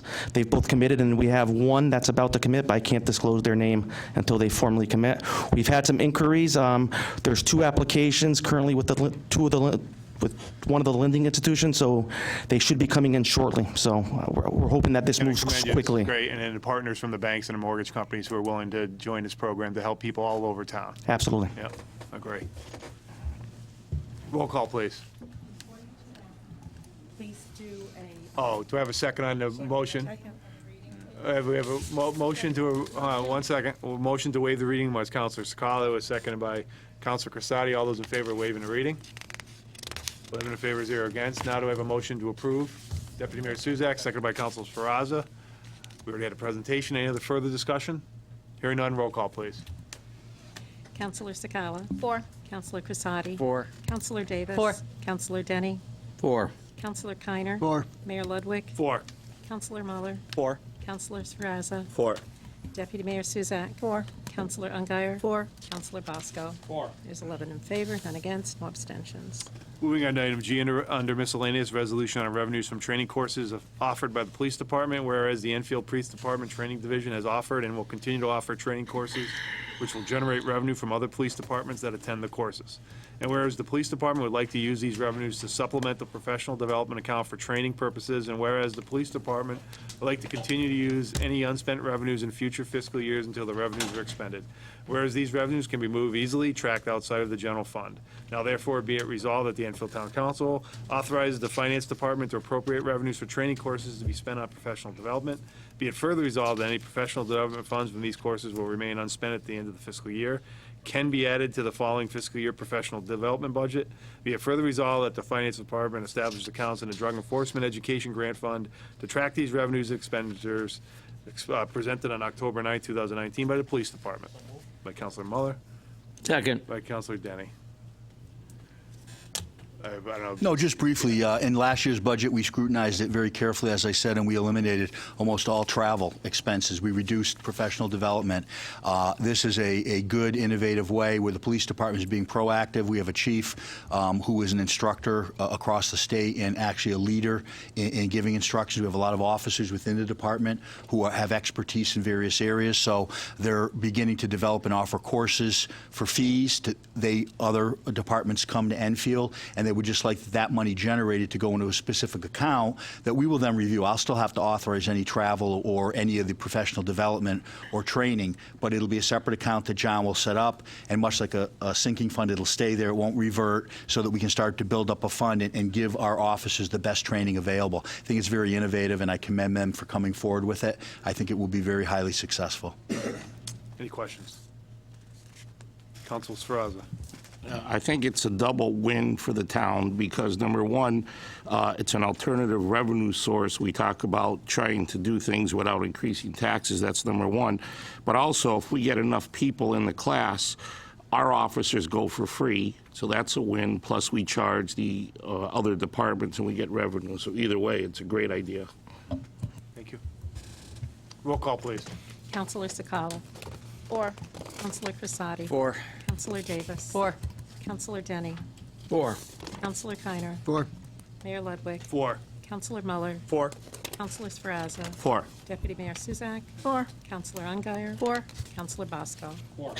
There's 11 in favor, none against, no abstentions. Resolution H under miscellaneous, resolution regarding the Enfield Teacher Association labor agreement. Now therefore be it resolved, the Town Council of the Town of Enfield hereby ratifies and accepts the labor agreement between the Town's Board of Education and the Enfield Teacher Association for the period of July 1, 2020 to June 30th, 2024, prepared on October 15th by the Town Manager's Office. Second. Councilor Muller, seconded by Deputy Mayor Suzak. Any discussion? I mean, they're giving us 2 zeros in the out years. This is a pretty good contract for the Town of Enfield. I commend the administrators for stepping up and working with the town once again. This is the administrator's contract, not the teachers, to be clear. Again, giving us 2 zeros. Any comments? Roll call, please. Counselor Sakala. 4. Counselor Crisati. 4. Counselor Davis. 4. Counselor Denny. 4. Counselor Keiner. 4. Mayor Ludwig. 4. Counselor Muller. 4. Counselor Sferrazza. 4. Deputy Mayor Suzak. 4. Counselor Ungary. 4. Counselor Bosco. 11 in favor, none against, no abstentions. Moving on to item I under miscellaneous. Resolution adopting the revised Enfield television policy. Be it resolved that the Enfield Town Council does hereby adopt the revised Town of Enfield television policy for municipal channel operations, last approved on October 6, 2008. Prepared by the Town Manager's Office, dated October 10, 2019. Councilor Muller, second by Deputy Mayor Suzak. The only change, Chris, it's on page 2 of the policy. To be clear, it's just allowing limited veteran observances, including information about the Memorial Day Parade, Veterans Day Parade, and the Wreaths Across America. Yeah, most recently, the Wreaths Across America came and made a presentation, and also we've had a notice of our Veterans Day Parade that's going to be November 10th. Our ETV policy is very specific that we can only advertise or on my Facebook manager or on the town website, town events. These are already quasi-town events because we contribute money. So I think it's appropriate. Wreaths Across America had reached out and said, well, could we just put something on the town website, and we had to tell them no. And likewise, with the veterans, we have 2 incredible parades, some of the best in the state, and I think it's only appropriate that we allow the Veterans Day and Memorial Day and Wreaths Across America, and this will be in time for both of those events coming up. So I think it's a wonderful and patriotic way for this council to vote on something unanimously as their last act of this council. So I endorse it to you. Any discussion? Hearing none, roll call, please. Counselor Sakala. 4. Counselor Crisati. 4. Counselor Davis. 4. Counselor Denny. 4. Counselor Keiner. 4. Mayor Ludwig. 4. Counselor Muller. 4. Counselor Sferrazza. 4. Deputy Mayor Suzak. 4. Counselor Ungary. 4. Counselor Bosco. 4. There's 11 in favor, none against, no abstentions. Moving on to item 16, public communications. There will be 3 minutes for public communications. Does anyone like to speak for the council at this time? Ma'am, My name's Kathleen, Michael. just showing you respect. Thank you. That's all I'm doing. Welcome. The building lots that were approved were in 2006, not 2000. So I have the minutes to them here. Yes, they are approved with, I believe, 8 conditions. So they can buy them, but they will have to satisfy these conditions, and more than likely, I'm brushing up on my wetland skills here, but I think they're gonna have to be reflagged. So I just don't wanna waste any developer's time or money to come in here to try to purchase lots that can't be built on. Now, anybody may remember this is part of Beavergate. These lots were donated to the town by, I'm not sure, some sort of lawsuit that these 2 lots ended up with the town. So please, Maria, just do your, on that. And the conflict, well, I don't know how you would know about it. You're not even a wetlands commissioner, but at the time, your husband was.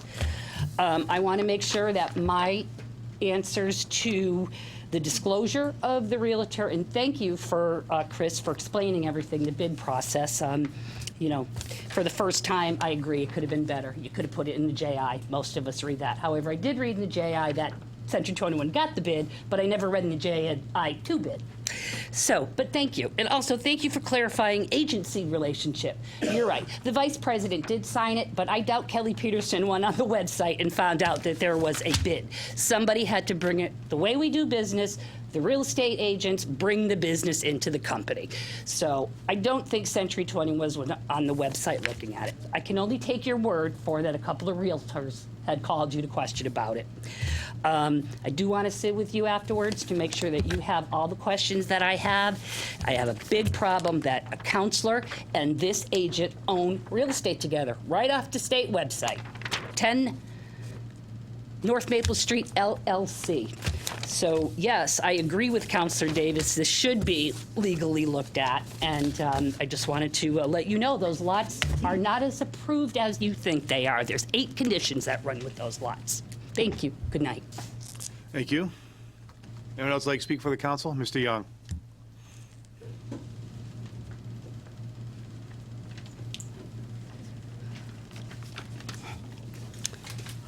Back again, George Young, 8 Holly Lane, Enfield, Connecticut. I want to go back to that CIP that John was explaining to you. He didn't get a chance to finish, but at the bottom of the page, one column has one total, the other column has a different total, and that's what I was bringing to you earlier in the night. One says $760,424, the other one says $764,424. There's a difference of $4,000, so he was trying to explain to you which one is the correct column. And it seemed like people were pretty hard on him. He's got 47 accounts that he's getting money from that have to be transferred to the general fund according to everybody's review of the town charter. So I think it's just a rubber stamp that had to be done. However, I've got a suggestion for the future that maybe in a month like November, that expiring accounts within 3 years should be brought to at least the council's attention so you can do a better job of allocating funds, not after it's over, when it's too late. You know, you've got to be proactive in something like this. And in all fairness to John, 47 accounts out of, I can't believe, there's probably 1,000 accounts. How do you keep track of it? You got to hope the computer gives you the answer you need, and to have that done, you need to have a programmer that can answer that question in the programming phase, not when it's over and he looks through and finds all these things. That's one comment. I don't know if there's something else missing in there. Who knows? And, you know, I have a second question regarding what is a stipend? There's so many stipends throughout our budget. I didn't even want to get into the budget tonight, but I think there's so many stipends throughout the budget that I've always asked, can't we get a grand total of, and I'd love to see what the grand total of stipends is throughout the town. I want to go back once more to the assessment, which is November 1st. I had suggested a few months ago that anyone that bought a piece of property in the last 2 years be sent a letter remind them that we have a vehicle registration, that you may not be registered in the state of Connecticut, but you're required to report your vehicle. Vehicle property taxes don't have to be because the vehicle is reported here. It can be because it's a piece of property that is in the state of Connecticut, even if it's registered in Massachusetts or some other state. And has there been any follow-up or anybody suggested any idea about how this could be done? I mean, let's get the taxes from the people that are out of state using driveways in this state and housing their vehicle all the time. Okay, I think I'm probably done. Thanks. Thanks, George. Anyone else like to speak for the council? Marie?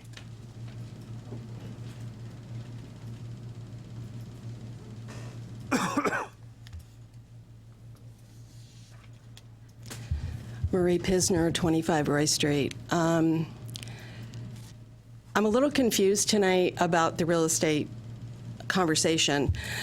I am a member of Economic Development. I was aware that we were looking for a realtor.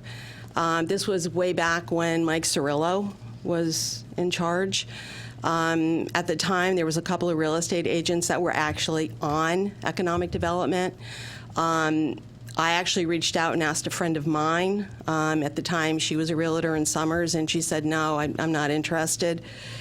I understand that realtors don't usually go out for bid. I did real estate for a few years before I got into insurance, so I get that. I get you're not comprehending. I get that completely, 100%.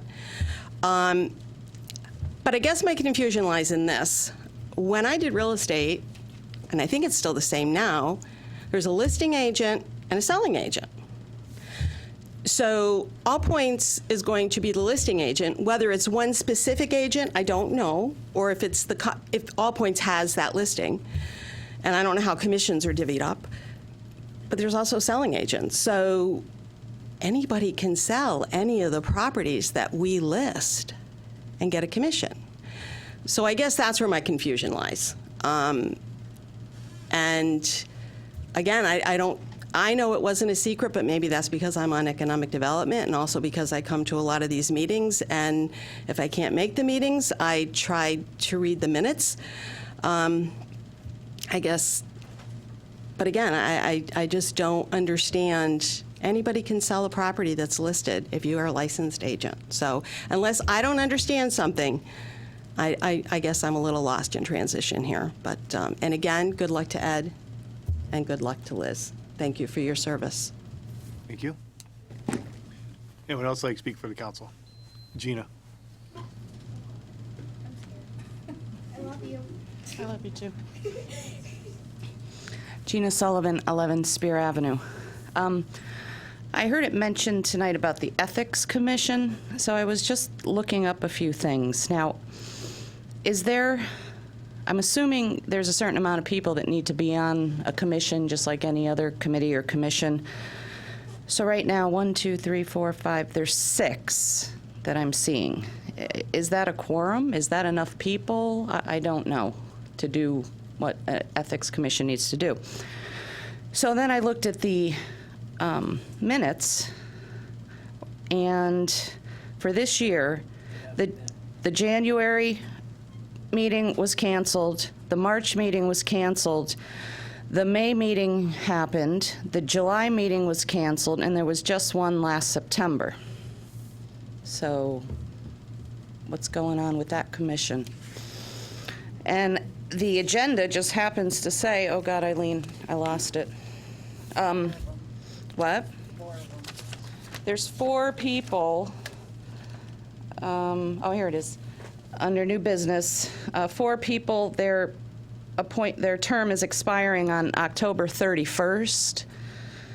So that leaves 2 people on the Ethics Commission. So I'm curious, how many people need to make up an Ethics Commission?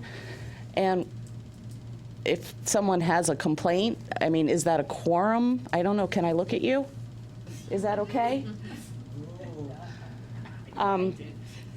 So I'm just curious because it seems like a low number of people, not a quorum. 3 people or 4 people, I'm sorry, are not going to be effective as of October 31st, and there is no meeting until the new people are sworn in. So how does the Ethics Commission really work? And if you need someone, keep me in mind. Thank you.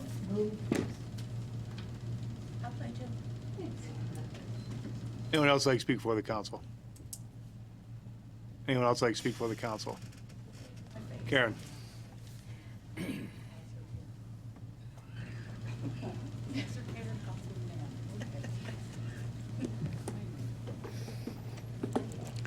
Karen LaPlante, 166 North Maple Street.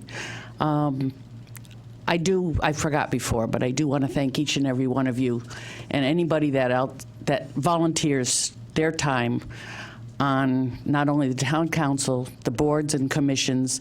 They put endless hours in, and it's a thankless job, because no matter what decision is made, there's always going to be somebody out there that thinks you made the wrong decision. And unfortunately, that's the way of the world, and you guys got to have leather skin, and I would never want your job. But I would like to make one more statement regarding this real estate bid. I was the one that told the agent about the bid. I get these notices from the town. When I see a bid that might be interested, somebody I know might be interested, I let them know. There was recently a demolition bid for the properties that the town owns. I passed that on to someone who has a demolition permit. I don't know if he did anything with it or not, but I do these things. I try to help my friends out. I try to help my business associates out when I see these things coming up. Not everybody can read every newspaper.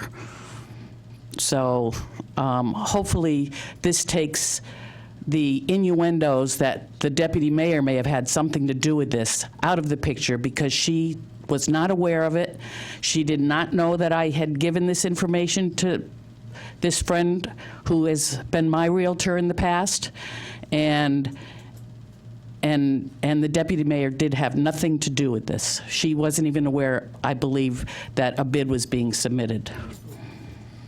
And if I'm on the Conservation Commission and 15 years later, I go buy a piece of open space from the town, am I going to be in an ethics situation? I certainly hope not. Folks, you got to show, she didn't, you got to show the respect she's speaking. You're right. I'm very sorry. Just stating a fact. No, she didn't comment when you were speaking. Thank you, Karen. Thank you.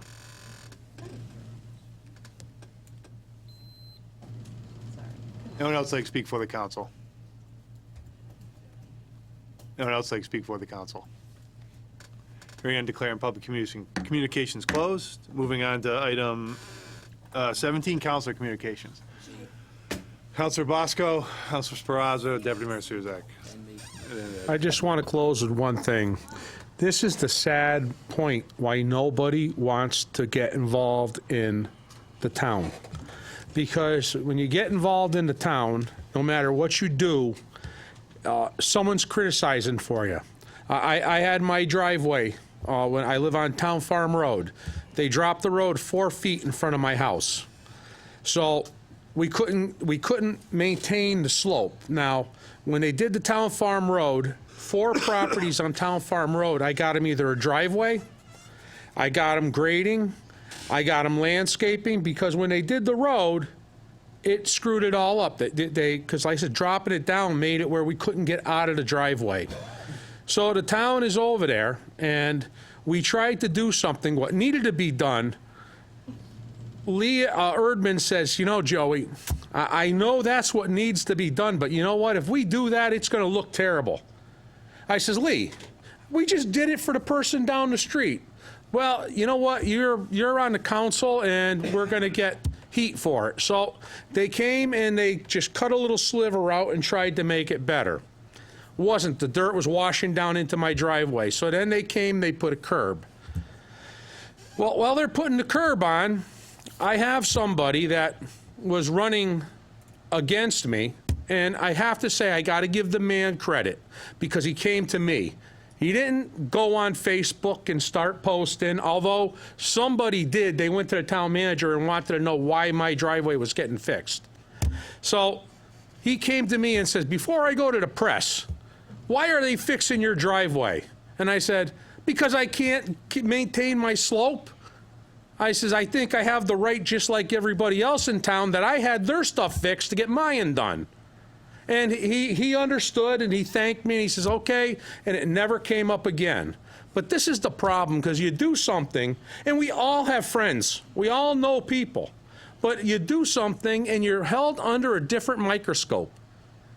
And then you get bashed, and then Facebook is just brutal sometimes, and they beat you up because something that they didn't know. They didn't have all the facts. All you gotta do is pick up the phone, get the right facts. If you don't like what you heard, at least you had the facts. You come back and you can do whatever you want. Everyone has a right to speak. But you should at least ask the right questions first before you start beating stuff up. I'm watching We're Corrupt. There's not a thing anyone here could get ahead of. We don't take care of contracts. We can't be involved in employment. There's nothing that anyone here could do to steer something their way. So I just want to say, that's why we probably didn't have 2 seats that got full. We have 2 empty seats for town council because nobody wants to put up with this crap. Because you really got to have thick skin and get beat up all the time.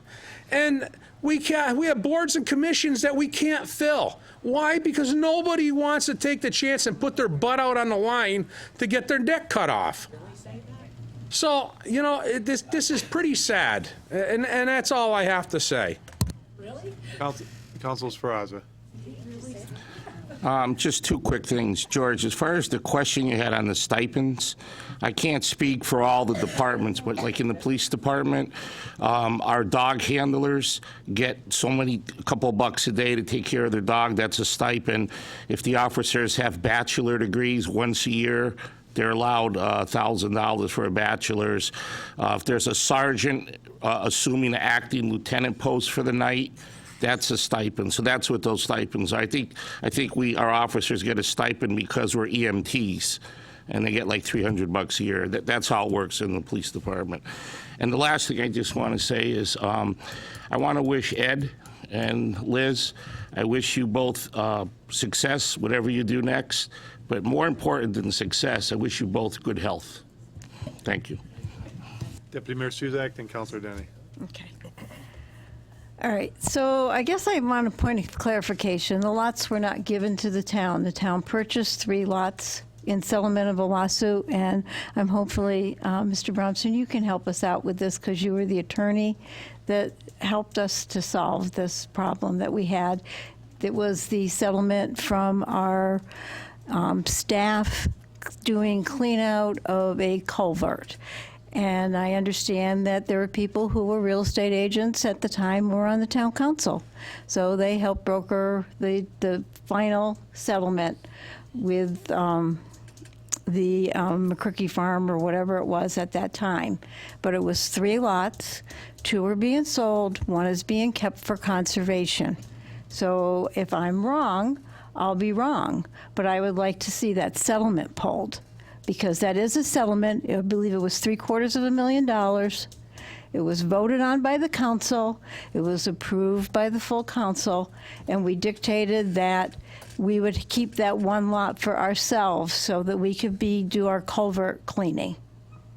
So if that could be, I'm sure you remember this, Chris. If I might, Mr. Mayor, not to keep us here all evening, but that's correct. I don't remember all of the specific terms, but all of the lots, it was an approved subdivision, and you're correct. Some of them were retained by the person who brought the lawsuit, and some were kept by the town with the full understanding that they had all the necessary... We purchased them from whoever brought the lawsuit. Right, and that they became the towns. It was always our intent that we would market them. I will just say, I think they're really in the same position as the lots that were kept, that now they're building houses on.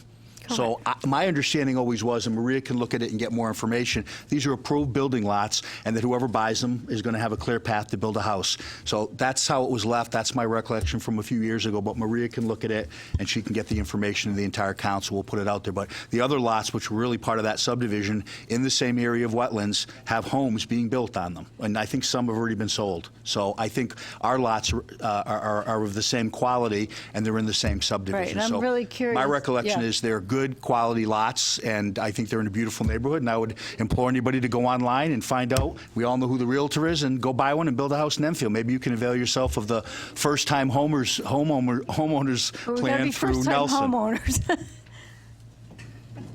Counselor Denny. Yeah, I want to thank everybody for your support. It's been a great run.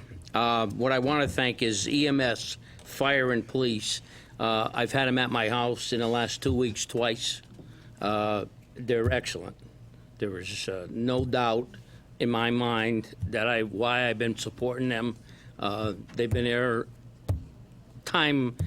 without a time frame, less than 5 or 6 minutes, both times.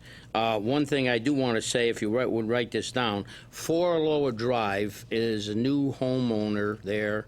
I really don't want to rat them out, but there's a dump truck with commercial plates. It has been there since they moved in, and a pickup truck. I'm thinking he might use the pickup truck to work with. So I don't have a problem with the pickup truck, but I'm looking at a dump truck forever, and I don't think we store commercial vehicles on town land or houses in the neighborhood. And that's all, and thank you. And I won't say that word because she'll gavel me out of here. Thank you, sir. Counselor Davis. Through the mayor, the town attorney, just so we can clarify, you said it goes to the Ethics Commission, because the whole bit with the real estate, I think one of the biggest issue is a sitting counselor didn't disclose that they're a business partner with that agency, with one of the people in there. So you're saying, and voted, that goes to the Ethics Commission to see if it's... What I'm saying is, if I could, if there's a complaint or if there's a concern that someone should have recused oneself because there is a conflict of interest, whether that's an issue is a violation of the ethics ordinance. That's what is at play. And the body in charge of the ethics ordinance is the Ethics Commission. I can't speak to how many people are presently on it or what the situation is there. Whoever is there, would be the group that would be hearing any kind of complaint or handling any kind of investigation. But that's not something that we would do. That's not something that the legal department does. Right. At least the town attorneys in the last 30 years haven't done it. Let's put it that way. It's always gone to the Ethics Commission. Great, thank you. I just wanted clarification. You're welcome. Of And what, so I appreciate that. I appreciate it. And the other thing, Joe, I wanted to say thank you for bringing up unforeseen costs of the town, and of course we have to raise taxes. I just hope everybody realized the state sees a lot of unforeseen. It's a lot bigger than the town, I believe 178. So they got to get fees and they got to pay bills too. I mean, it's not just Enfield that needs to come up with money, it's every town and the state. So thank you, Joe, for mentioning that. Anyone else have any? In closing, I want to, on a high note, I wish everyone the very best in case we don't meet again, and Counselor Denny and Counselor Davis wish you the very best. And I'm going to say in closing, I have the highest, most respect for the deputy mayor. And if someone wants to bring Ethics Commission, roll the dice, and we will definitely defend the deputy mayor. So bring it on, and we have no problem with it. Because she has ethics, she does everything by the book, and I think this is silly when someone comes with unfounded, allegations. This simply is not. I defended the deputy mayor, and this is not the way to end a very productive council for the last 2 years. Wow. Do I have a motion to adjourn? All those in favor? We have a motion to adjourn. Good night, everyone. How inappropriate.